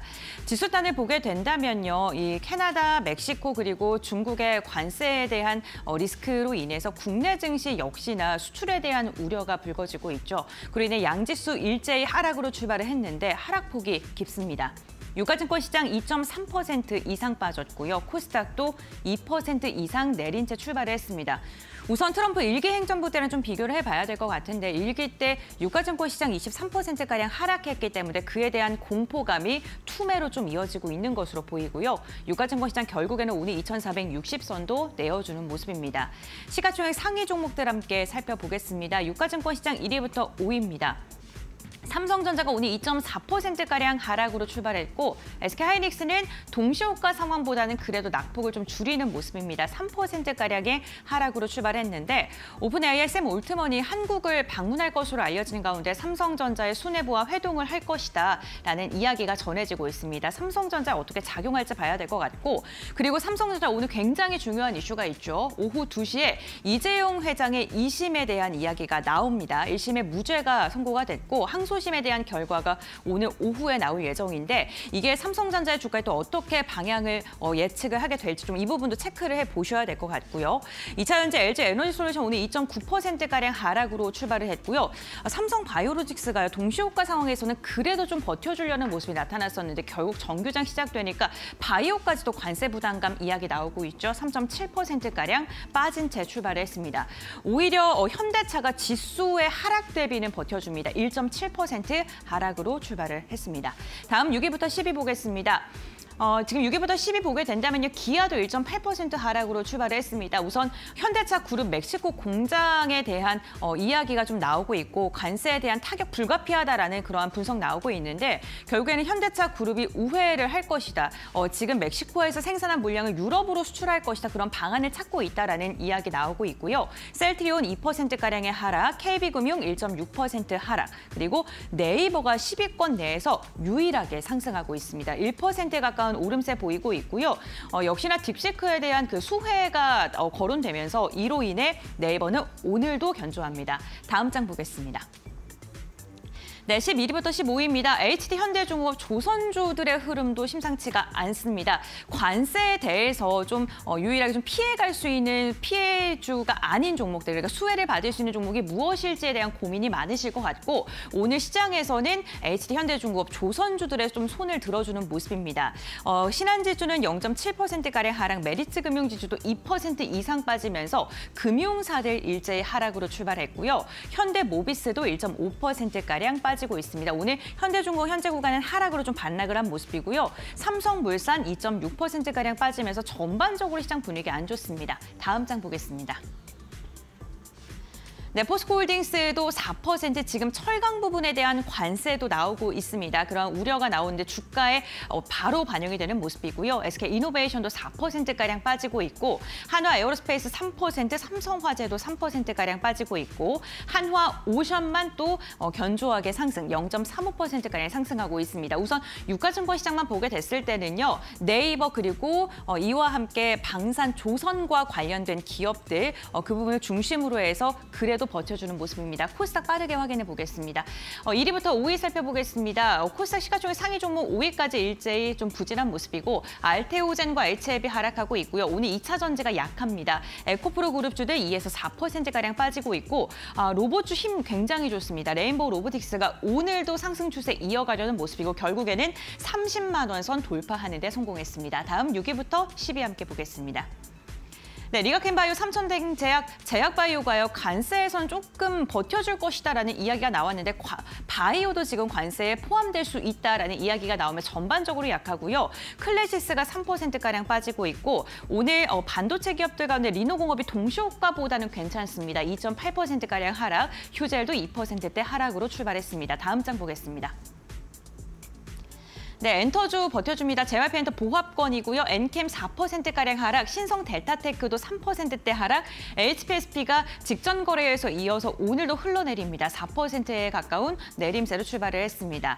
네, 이렇게 오늘 출발 상황까지 확인을 해봤고요. 조금 더 자세한 상황은 전문가들과 함께 확인해 보겠습니다.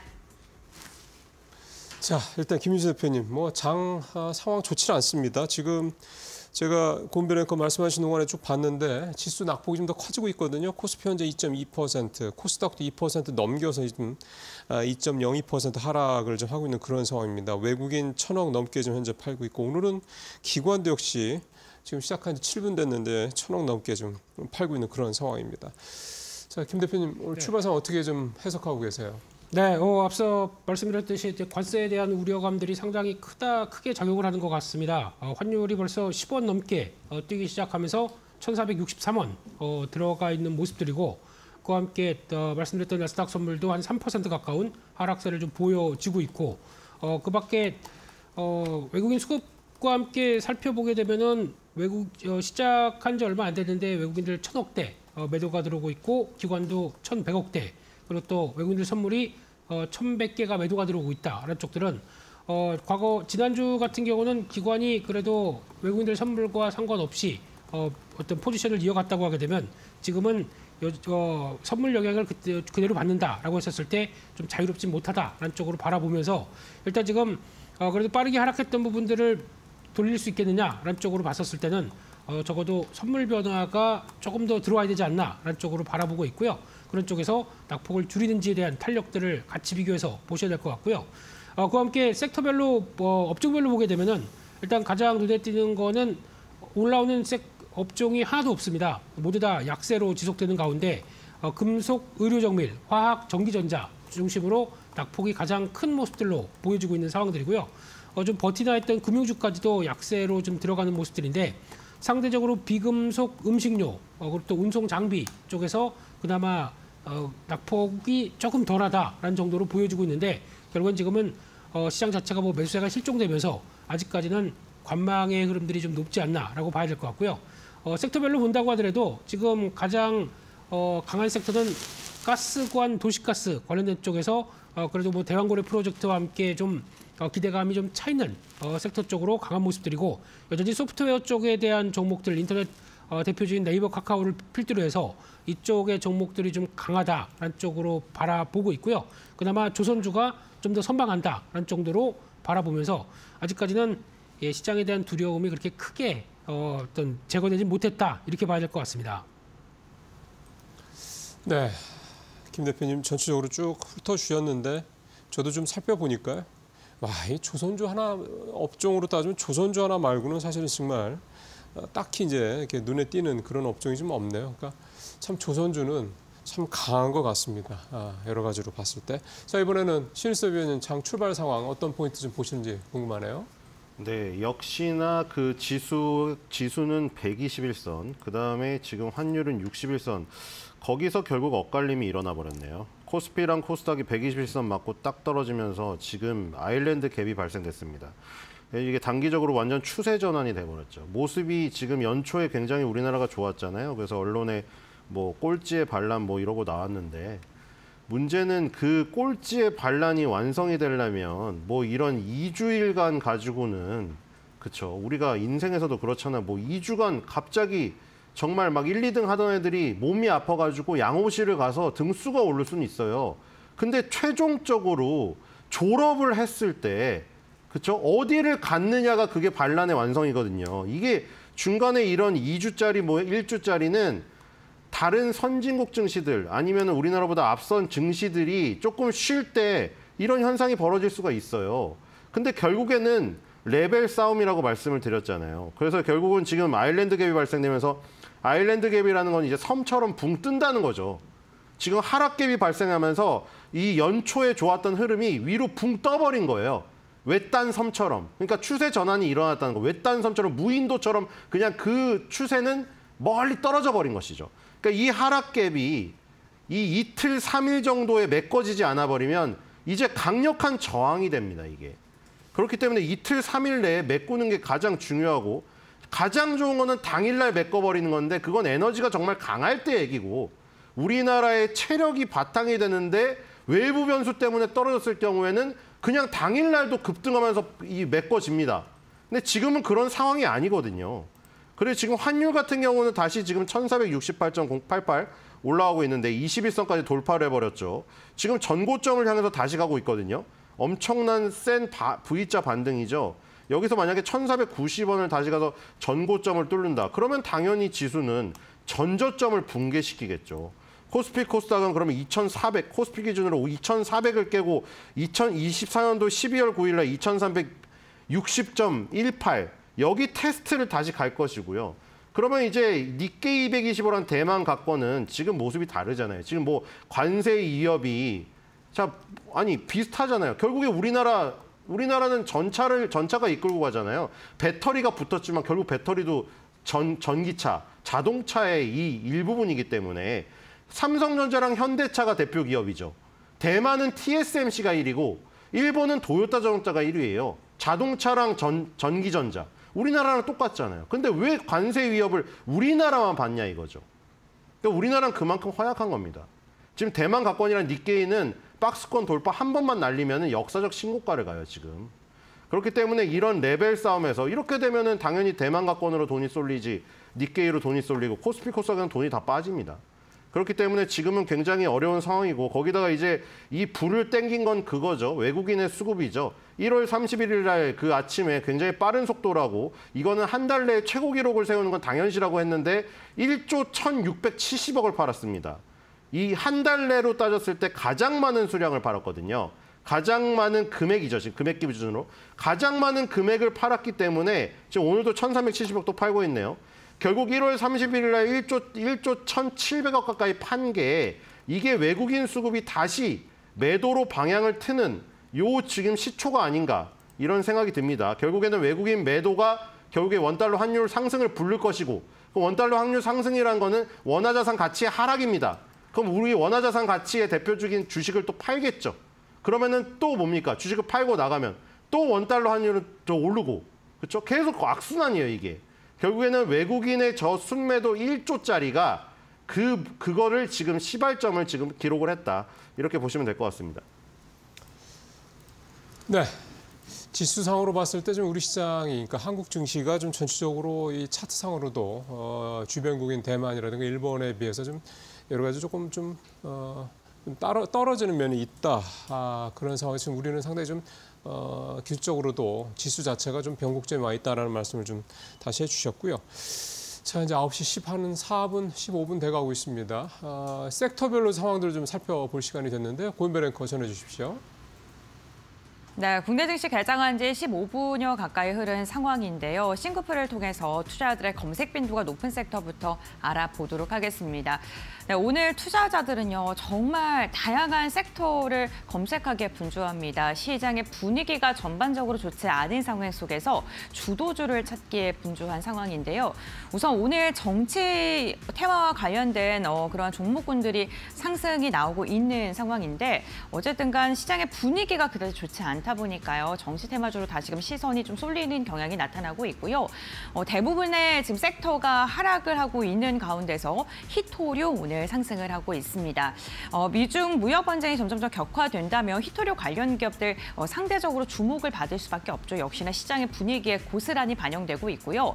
대왕고래 관련해서도 오늘 검색을 하고 있는데 역시나 지금 대부분의 섹터가 좋지 않은 가운데서 상승을 하고 있습니다.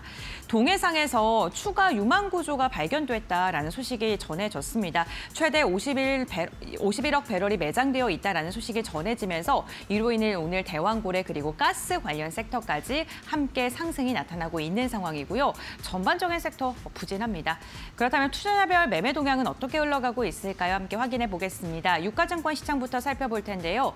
외국인과 기관의 쌍끌이 매도세 나오고 있습니다. 오늘 외국인 1,500억 원, 기관도 지금 1,600억 원가량의 물량을 토해내면서 시장을 좀 짓누르고 있고요.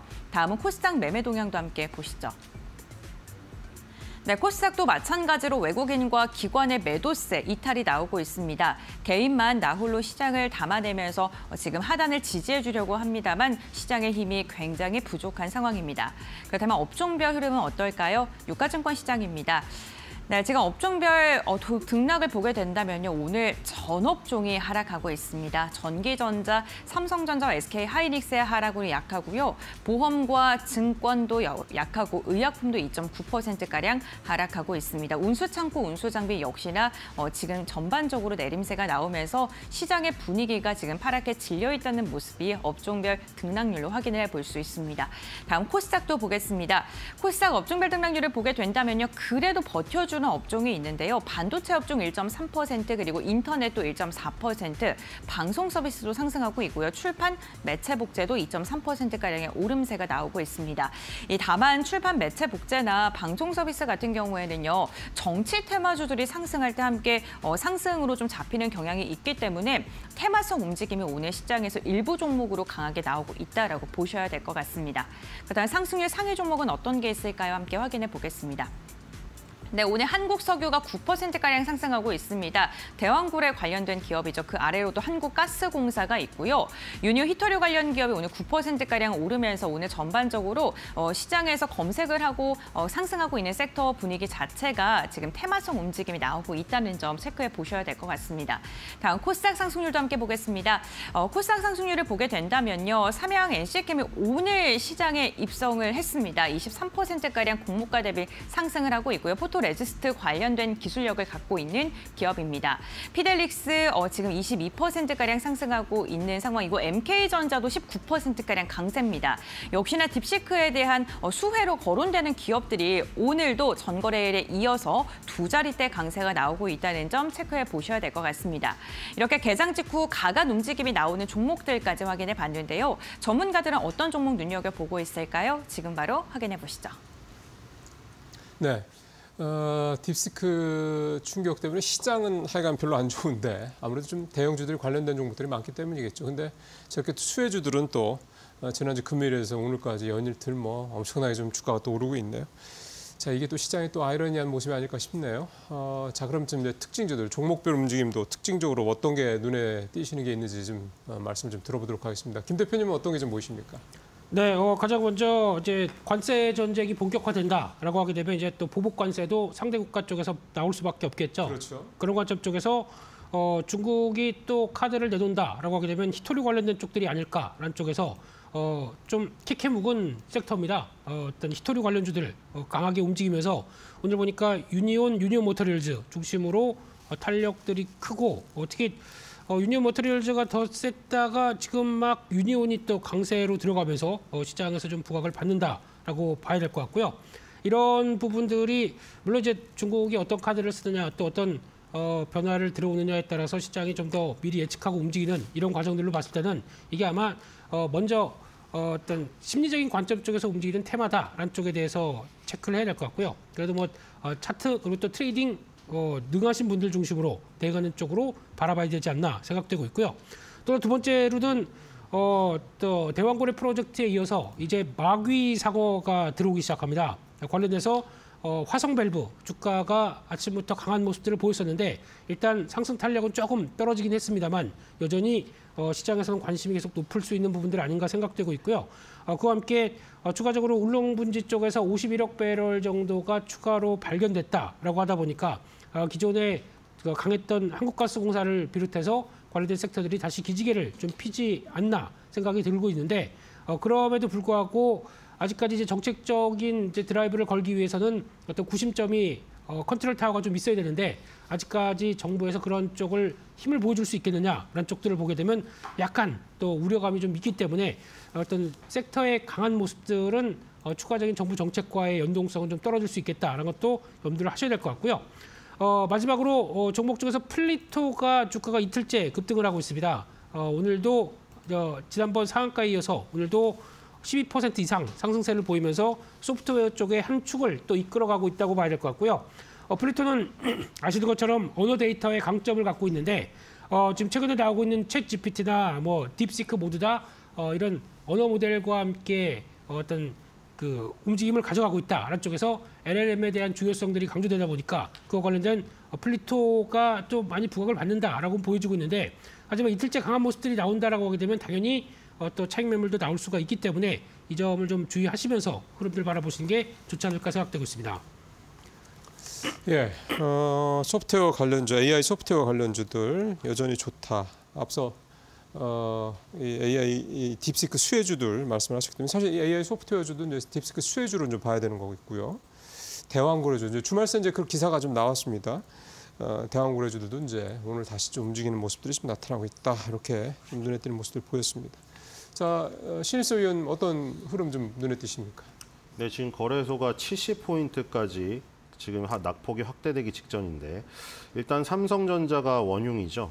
자, 삼성전자 뭐 지금 5만 원대는 사야 되느니 뭐 자녀에게 몰려주느니 뭐 7만 원 목표 주가 보고서도 나오고 제가 보기에는 지금 5만 원 붕괴 위험이 어느 때보다 지금 확률이 높아지고 있거든요. 굉장히 주의를 기울이셔야 될 것 같고요. 그 이유는 설명 많이 드렸습니다. 10년선 아래서 시작했죠. 10년선을 깬 적은 언제 있다고 했죠? 서브프라임 때도 깨지 않았고요. 코로나 때도 깨지 않았습니다. 그걸로 설명 끝났죠. 코로나 때보다 서브프라임 때보다 우리가 예측할 수 없는 외부 변수가 닥쳐왔을 때보다도 힘들다는 거예요. 그거는 밥벌이가 깨졌다는 거죠. 밥그릇이, 자기 밥그릇이 깨졌다는 거예요. 밥벌이를 못한다는 거죠. 정말 위험한 구간입니다. 그러니까 그냥 막연한 생각으로 5만 원이면 싸겠지. 이것도 액면 분할한 거예요. 옛날에 200만 원, 300만 원짜리였다는 것을 생각을 반드시 하셔야 됩니다. 5만 원짜리라고 5만 원권 신사임당 한 장짜리로 살 수 있다. 이런 단순한 생각으로 접근하면 큰일 나요, 지금. 자, 대만의 TSMC는 올해 들어서 1160 대만 달러를 기록하면서 역사적 신고가를 갔죠, 지금. 대만의 시가총액 1위는. 삼성전자는 지금 완전히 거꾸로 가고 있습니다. 지금 굉장히 위험한 순간이고요. 지금 시가총액 20위 안에서 플러스는 딱 2개예요. 11위 HD 현대중공업, 19위 하나오션입니다. 자, 그리고 삼성전자도 그 7만 원 보고서 나온 그 배경은 그거예요. 크래프톤이나 네이버랑 간 거랑 똑같이 이제 삼성전자처럼 떨어지는 칩을 만드는 회사도 좋지 않느냐 그거잖아요. 근데 그것조차 먹히지 않고 있다는 거죠, 지금. 정말 안타깝죠. 지금 엔비디아가 이제 엔비디아 슈퍼칩이 필요가 없으니 그냥 엔비디아가 게임기에다 넣는 그런 칩 정도면 된다. 이런 것 때문에 이제 크래프톤이나 네이버 같은 그런 회사들도 오른 건데 지금 삼성전자는 그것조차 먹히지 않다는 거죠. 되게 우스꽝스러운 지금 일이죠. 그러니까 그렇게 오르는 것도 민망하지만 지금 민망한 걸 따질 때가 아니잖아요, 지금. 삼성전자는 뭐 그렇게라도 어거지로라도 올려야 되는데 어거지조차 통하지 않다는 게 정말로 답답한 거죠. 그러니까 좀 비아냥의 대상은 될 수 있지만 그래도 SK하이닉스보다 떨어진 칩 써도 되니까 삼성전자 좀 떨어지지 않느냐. 야, 근데 삼성전자처럼 떨어진 칩 써도 지금은 돼. 중국산 AI는 그걸로 돌아가니까. 그런 이유라도 해가지고 오르면은 그거라도 감지덕지인데 그런 감지덕지조차도 통하지 않고 있다는 이 슬픈 현실, 눈물이 납니다. 자, 코스닥도 마찬가지입니다. 그래서 코스닥 19종의 상위가 무너지고 있는데 20위권 안에 얘네도 딱 2개만 오르고 있어요. 5위 레인보우 로보틱스 3.84, 이 19위 SM 1.3입니다. 여기서 재미있는 싸움은 4위와 5위죠, 이제. 자, HLB 3위는 10조로 조금 그 차이가 있는데 에코프로가 7조 7천억 원입니다. 근데 지금 레인보우 로보틱스가 30만 원을 돌파하면서 시가총액 6조를 돌파했습니다. 지금 1조 7천억 사이로 지금 다가섰는데 에코프로는 갈수록 떨어지고 있고 레인보우 로보틱스는 갈수록 오르고 있으니 에코프로가 떨어지지 않는 그 상황에 비해서도 더욱더 빨리 차이는 줄어듭니다. 레인보우 로보틱스가 조만간 4위까지 위협을 할 가능성이 지금 있어 보입니다. 여기서도 느껴지죠. 지금 알테오젠, 리가캠 바이오가 전체적으로 떨어지고 있고요. 그러니까 지금 여러 가지 흐름이 있었잖아요. 2차 전지주가 지면서 바이오가 떴던 흐름. 근데 지금은 바이오 2차 전지가 다 떨어지면서 로봇이 오르는 흐름이 지금 펼쳐지고 있다. 지금 결국에는 거래소는 조선, 그리고 코스닥은 로봇, 결국에는 쾌걸조로의 활약. 이 난세에는 영웅의 활약밖에 없다. 결국에 또 결론이 귀결이 됩니다. 알겠습니다. 오늘도 조선 그리고 로봇 관련 기업까지 이야기를 좀 해주셨고요. 그렇다면 오늘 짱키 포인트 정리해 보겠습니다. 김민수 대표님 말씀해 주시죠. 네, 일단 이렇게 되기 시작하게 되면 아직까지 시장에 대한 불안감이 좀 더 크다라는 쪽에 결론을 내려야 될 것 같고요. 그런 쪽에서 이제 9시 반이 지나가면서 그래도 주요 지지권 2450선 지지할 수 있는지 체크를 해보시되 아직까지는 싸다란 논리로 들어가는 것보다 시장 흐름들 좀 확인하면서 시장 분위기를 보셔야 되겠다라는 관점 쪽에서 그래도 특히 시장에서는 빈틈을 노리는 섹터, 지난번에 AI가 시장을 이끄는 변화 말고 오히려 빈틈을 노리는 섹터 쪽으로 좀 대응을 하자라는 시각으로 보시되 아직은 시장 큰 그림은 확인하면서 대응하자 이렇게 말씀드리겠습니다.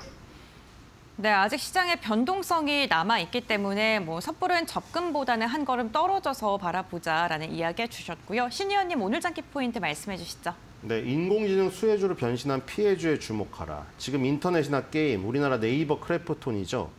저런 회사들은 AI가 오면은 다 지지 않을까 했는데 지금 중국산 AI가 떠버리니까 엔비디아 옛날에 그래픽카드 그 게임기에 떨어지는 거 넣던 회사 아니야? 이렇게 돼버린 거잖아요. 크래프톤 같은 게임 회사, 네이버 이렇게 간단히 즐길 수 있는 것들이 오히려 더 부각이 돼버리는. 삼성전자는 예외지만 어쨌든 피해주였다가 지금 오히려 반사이익으로 수혜주가 돼버린 이 아이러니한 상황 속에 처한 이런 속에서 답을 찾으시기 바랍니다. 네, 알겠습니다. 오늘 두 분과 함께 오늘 짱키 포인트까지 짚어봤습니다. 오늘 말씀 여기까지 듣겠습니다. 고맙습니다. 수고하셨습니다.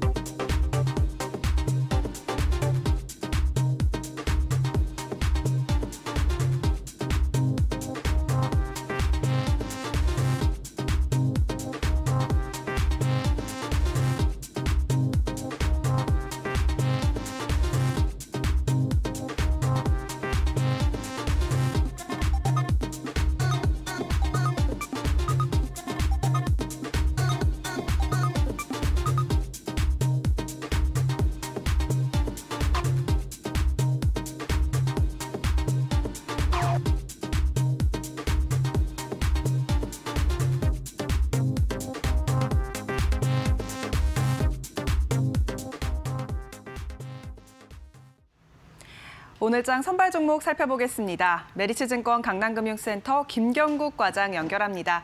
과장님 안녕하세요. 네, 안녕하세요. 네, 오늘은 어떤 종목과 투자 포인트 함께 잡아볼까요? 오늘은 핸드셋 부품 업체인 MC넥스라는 회사를 가져와 봤고요. 투자 포인트 몇 개 좀 말씀드리도록 하겠습니다.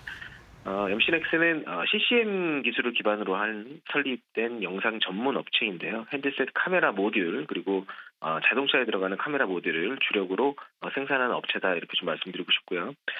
동사는 삼성전자의 갤럭시 25 선행 생산량 증가 그리고 전장 사업의 이익 확대를 상당 부분 25년에 기대하고 있는 상황에 있습니다. 그 모바일 사업부 같은 경우에는 1월 23일 공개된 갤럭시 25의 빌더 물량 그리고 구동계 내 점유율 확대에 긍정적인 영향을 현재 기대하고 있는 상황이고요. 고객사는 전작을 상회하는 판매량을 목표하고 있기 때문에 작년 4분기 선행 생산량이 전년 대비해서 많이 증가한 것으로 일단 파악이 되고 있습니다. 또한 전장사업부 같은 경우에는 믹스 개선 그리고 일회성 이익 반영으로 4분기에 예상을 좀 상회하는 수익성을 달성할 것으로 일단 예측이 되고 있는 상황이고요. 또 실적 측면에 있어서도 25년은 연결 매출액 같은 경우에는 전년비 14% 정도 성장한 1조 1938억이 예상되고 있고 영업이익은 25% 정도 성장한 524억이 전망되고 있습니다. 이것은 고객사의 스마트폰 출하량이 2.3억대로 전년 대비 올해 5% 정도 증가할 것으로 보이고 있고 또 중화권 신규 고객의 물량 증가가 매출 성장이 나오면서 상당 부분 동사에게 기여한 부분이 클 것으로 이렇게 좀 보고 있습니다.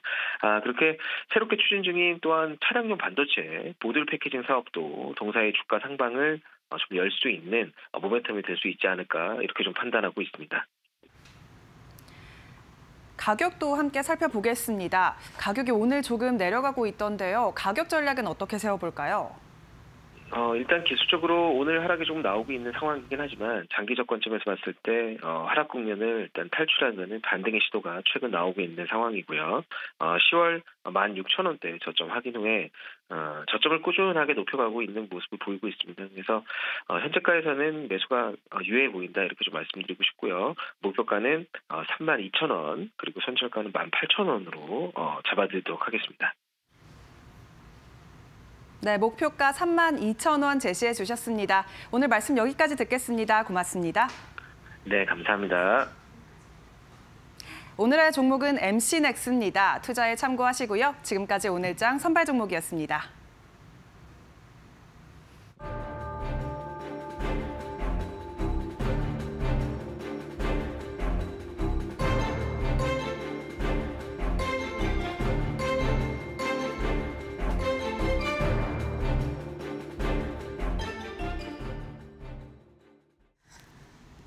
네, 이 시간 통해서 2월 시장 전망 쭉 해드리도록 하겠습니다. 여러분 오늘 시장의 조정의 원인이 될 수 있는 관세 펀치 미국 쪽에서 나왔고 그리고 FOMC발 불안정 요소도 있습니다. 게다가 그 중국 AI 스타트업 기업 이 딥시크에 관련한 AI 충격 이런 부분도 고스란히 안항하고 있는 시장인데 이것저것 좀 소화해야 할 양이 좀 많은 것 같습니다. 오늘 이 시간은 한지영 키움증권연구원과 함께하겠습니다. 연구원님 어서 오십시오. 네, 안녕하십니까. 네. 알았는데 그럼에도 불구하고 현실이 되니까 좀 잔뜩 겁을 먹었나? 이런 생각이 드는. 그렇죠. 이 정도까지 반응하는 것도 살짝 의외이긴 한데 일단은 뭐 시장은 항상 거의 뭐 옳다라고 보고 있어서 이 가격에 대해서 저희는 일단 현실을 받아들이고 앞으로 어떻게 될지 이거에 대해서 좀 대응을 해보는 게 맞다라고 보고 있습니다. 네, 시장의 영향력 앞으로 얼마나 이게 움츠려들 수 있을지 좀 걱정이 됩니다. 월요일 시장이기도 하고 2월 첫 걸음인데 그 트럼프 대통령이 이제 4일부터 부과가 되는 거잖아요. 네, 맞습니다. 캐나다와 그리고 그 멕시코의 25%, 중국은 추가 10% 이렇게 좀 나와 있습니다. 지금 여러 가지 섹터가 영향을 받고 있어요. 국내적에서는 어떻게 보십니까? 뭐 지금 상황을 보면은 그냥 그 수출 비중이 높은 업종들, 수출주들을 중심으로 이제 집중적으로 그 매도 공세를 막고 있는 상태라고 보시면 될 것 같고요. 그 아까도 말씀드렸지만 저희가 이제 트럼프 당선되고 나서부터 이제 관세를 부과한다. 여기에 대해서는 다 좀 대비를 하고 있었는데 설마 하다가 진짜 부과를 했고 또 그 멕시코 측이랑 캐나다 측에서도 보복 대응 조치를 준비하고 있고 중국 쪽에서도 이거를 좌시하지 않겠다라는 식으로 언급하다 보니까 이게 이제 2018년도 전면적인 관세 전쟁에 대한 좀 그 충격들을 다시 불러일으키고 있는 것 같아요. 그래서 현재 지금 뭐 한국도 그렇고 미국 선물 시장도 그렇고 유럽 선물 시장도 그렇고 전체적으로 트럼프발 리스크로 다들 좀 잔뜩 움츠려 있는 게 현재까지의 상황으로 보시면 될 것 같습니다. 네, 오늘 전반적으로 볼 때 삼성전자, LG전자, 현대차, 기아 그리고 뭐 SK 하이닉스 줄줄이 떨어지면서 좀 온기를 좀 빼앗아가는 그런 모습을 보이고 있고 여러 가지 좀 봐야 될 것이 있습니다. 왜냐하면 멕시코의 공장에서 뭐 가전을 일부 생산하는 삼성전자와 LG전자 네, 같은 맞습니다. 경우에도 공장을 옮겨야 되는 거 아니냐 뭐 이렇게 검토하고 그렇죠. 있다고 하니까 그리고 이게 또 기업들 예. 입장에서는 애매할 수 있는 게 네. 트럼프 관세에 대해서 생각하는 게 다들 미국의 투자 유치, 네. 미국에 대한 쇼어링 정책 여기에 대해서 좀 포커싱을 맞추고 있는데 최근에 보시면은 뭐 반도체 쪽에 대해서 보조금 쪽 노이즈가 계속 있고 해서 투자해 왔는데 네. 그것들이 무용지물이 될 수 있다라는 것들을 기업들도 슬슬 인지를 하고 있는 것 같아요. 비단 이제 저 같은 경우는 트럼프의 관세가 이전만치 2018년도만치 굉장히 강하게 진행이 되지 않을 거다라고 보고 있는데 일단은 미국 내 여론에서도 굉장히 좀 부정적인 평가들이 나오고 있고 인플레이션 올라가는 거 어떡하냐. 또 관세를 부과하게 되면 전 세계적으로 수요가 줄어드는데 미국도 비껴갈 수 없다. 예. 이 지적들이 나오고 있습니다. 또 이번에 관세를 부과하려는 법적 근거에 대해서도 이거 약간 그 불충분하다. 이 지적들이 있는 가운데 일부 외사 같은 데서는 뭐 희망사항적인 이야기일 수는 있겠지만 4일이니까 아직 하루 정도 남았잖아요. 이 4일 전에 이 관세 부과가 이제 다시 좀 보류될 가능성도 있다. 라는 식들로 코멘트들이 나오고 있습니다. 예. 저 같은 경우는 일단은 관세 부과 자체는 우리가 피할 수 없는 현실이라고 보고 있어요. 문제는 관세 부과의 수위라고 생각을 하고 있는데 관세 부과가 지금 뭐 양국 간의 맞대응뿐만이 아니라 다른 국가들에 대한 관세까지 확장이 되고 이게 중국, 유럽, 한국, 뭐 멕시코, 캐나다 전 세계적으로 확장이 되면은 이거는 뭐 전 세계 GDP 한 해만에 뭐 3%포인트 갉아먹는다고 분석이 나오고 있는 만큼 증시 입장에서는 굉장히 안 좋은 시나리오일 수가 있습니다. 그런데 저는 지금 이 시점을 생각해 보면은 과연 그게 현실화될까라고 보면은 저는 거기까지는 높은 확률을 부여하고 있지는 않아요. 아, 그래요? 일단 트럼프 자체도 인플레이션 굉장히 신경 쓰고 있고 또 전체적으로 미국 경기에 대해서 본인들도 부양에 대한 의지가 있다라는 거. 아까 말씀드렸다시피 정치권 내에서도 반대 여론들이 지금 계속 거세게지고 있다라는 것도 감안해서 보면은 관세 부과한 후에 후 협상 이 스탠스를 취해가는 거지 관세 부과, 보복 관세, 또 관세 부과 이런 식의 최악의 시나리오가 저는 현실화될 확률은 낮게 가져가고 있습니다. 네, 관세 부과는 이제 현실입니다. 하지만 수위가 중요할 것으로 예상되고 최악은 아니지 않을 것인가 네, 맞습니다. 이렇게 좀 예상을 해주셨습니다. 지금 잘 지적을 해주신 게 인플레이션을 말씀해 주셨잖아요. 네, 맞습니다. 근데 1월 FOMC에는 좀 어느 정도 예상하는 결과가 나왔고 근데 문제는 트럼프와 연준의 그 대립각은 앞으로도 여전할 것 같다라는 생각이 듭니다. 네, 맞습니다. 네, 관세 이렇게 자꾸 때리다 보면은 인플레이션은 꺾이지 않을 건데 네. 또 트럼프는 연준의 금리 인하라고 압박하니까요. 그렇죠. 그리고 최근에 네. 그 1월 FOMC 끝나고 나서 본인의 SNS 계정에 올린 거 보면은 네. 연준한테 본인들이 만들어낸 인플레이션 본인들이 잡는 데 실패한 거 뭐 하는 짓이냐 이런 식으로 비판을 했다라는 네. 점 미뤄봤을 때 본인 역시도 인플레이션이 올라가는 것에 대해서 굉장히 경계하고 있고 이거는 어떻게 보면은 트럼프의 적은 트럼프가 될 수가 있죠. 네. 트럼프의 관세는 인플레이션을 일으킬 수 있는데 트럼프의 마음은 인플레이션 잡고 싶어하고 이런 것들이 상충이 된다. 여기까지도 감안해서 보면은 관세가 전체적으로 그 최악의 시나리오로 그러니까 다시 전면적인 무역 분쟁 그리고 그로 인한 수입 물가 상승, 미국 내 인플레이션 상승 그리고 연준의 금리 인상 이런 식의 상황이 저는 그렇게 높게 가지는 않을 것 같다. 이렇게 좀 말씀을 드릴게요. 그럼 연구원님, 이 FOMC 금리 방향성에 대한 여러 가지 설왕설래 등은 단계적으로 금융시장의 노이즈가 될까요? 노이즈는 되겠지만 네. 저는 뭐 여전히 연내 금리 인하는 2회 가능하다라고 보고 있고 네. 3월은 어려울 것 같다. 대신에 이제 3월 이후에 나타 6월 FOMC랑 9월 정도는 각각 1회씩, 25bp씩 1회씩 이게 가능할 것 같다라고 보고 있고요. 간단한 근거는 미국 내 지금 헤드라인 인플레이션들은 스물스물 올라오고 있는데 코어랑 슈퍼코어 같은 연준이 바라보는 주요 핵심 물가 지표들은 지금 내려가고 있는 상태예요. 그러니까 근원 PC가 조금 안정적으로 되고 있다는 거, 인플레이션 기저 인플레이션이 낮아지고 있다라는 거는 연준 입장에서는 금리 인하의 명분을 뭐 본격적으로 후퇴할 만한 그런 환경을 제공하지 않는다. 이렇게 좀 말씀을 드리겠습니다. 네. 인플레이션에 관련된 경제 지표는 앞으로도 금융시장에 꽤 상당한 영향력을 미칠 것으로 예상됩니다. 잘 보시면 도움이 되실 것 같고요. 또 하나는 이제 2월 중에 어쩌면 뭐 여러분들이 관심 있어하는 그런 섹터에 영향을 줄 수 있는 요소인데 중국 딥시크발 충격에 따른 AI 관련주 어떻게 우리가 대처를 해야 되느냐 이 부분이 아닐까 싶습니다. 어찌됐건 우리가 설 연휴에 봤지만 엔비디아가 두 자릿수 그렇죠. 폭락을 했잖아요. 이거는 어느 정도의 심리를 반영한 것이 아닌가 이런 생각이 들거든요. 그렇죠. 일부에서는 이제 그렇게 폭락한 거 너무 과도하다. 이거는 엔비디아의 성장성을 감안하더라도 과도한 주가 급락이다라고 이야기하는데 저는 그 부분에 대해서도 일정 부분 동의는 하지만 전체적으로 말씀해 주셨던 것처럼 하루 만에 주가가 10% 이상 폭락을 했고 또 지난 27일 딥시크 사태 이후에도 엔비디아 주가가 15%대 하락세를 기록하고 있다는 점 미뤄봤을 때 그 흔히 말해 증시에서 이제 유행하는 주식 이거 없으면 너 주식 못한다 이런 식의 주도주에 대한 좀 교체를 저희가 생각을 해봐야 된다라고 말씀을 드릴게요. 그래서 이 엔비디아가 다시 증시의 주도주, 다시 말해 전고점 수준까지 회복을 하려면은 최소한 27일에 예정된 이제 2월 말이죠. 이제 2월 시작이니까 이번 달 말에 예정된 엔비디아 실적에서 그들의 마진 같은 수익성이나 또 딥시크로 인한 전체적인 본인 그 칩들에 대한 수요 변화, 수급 변화 이것들을 확인하기 전까지는 그 전고점 회복은 저는 어렵다라고 보고 있습니다.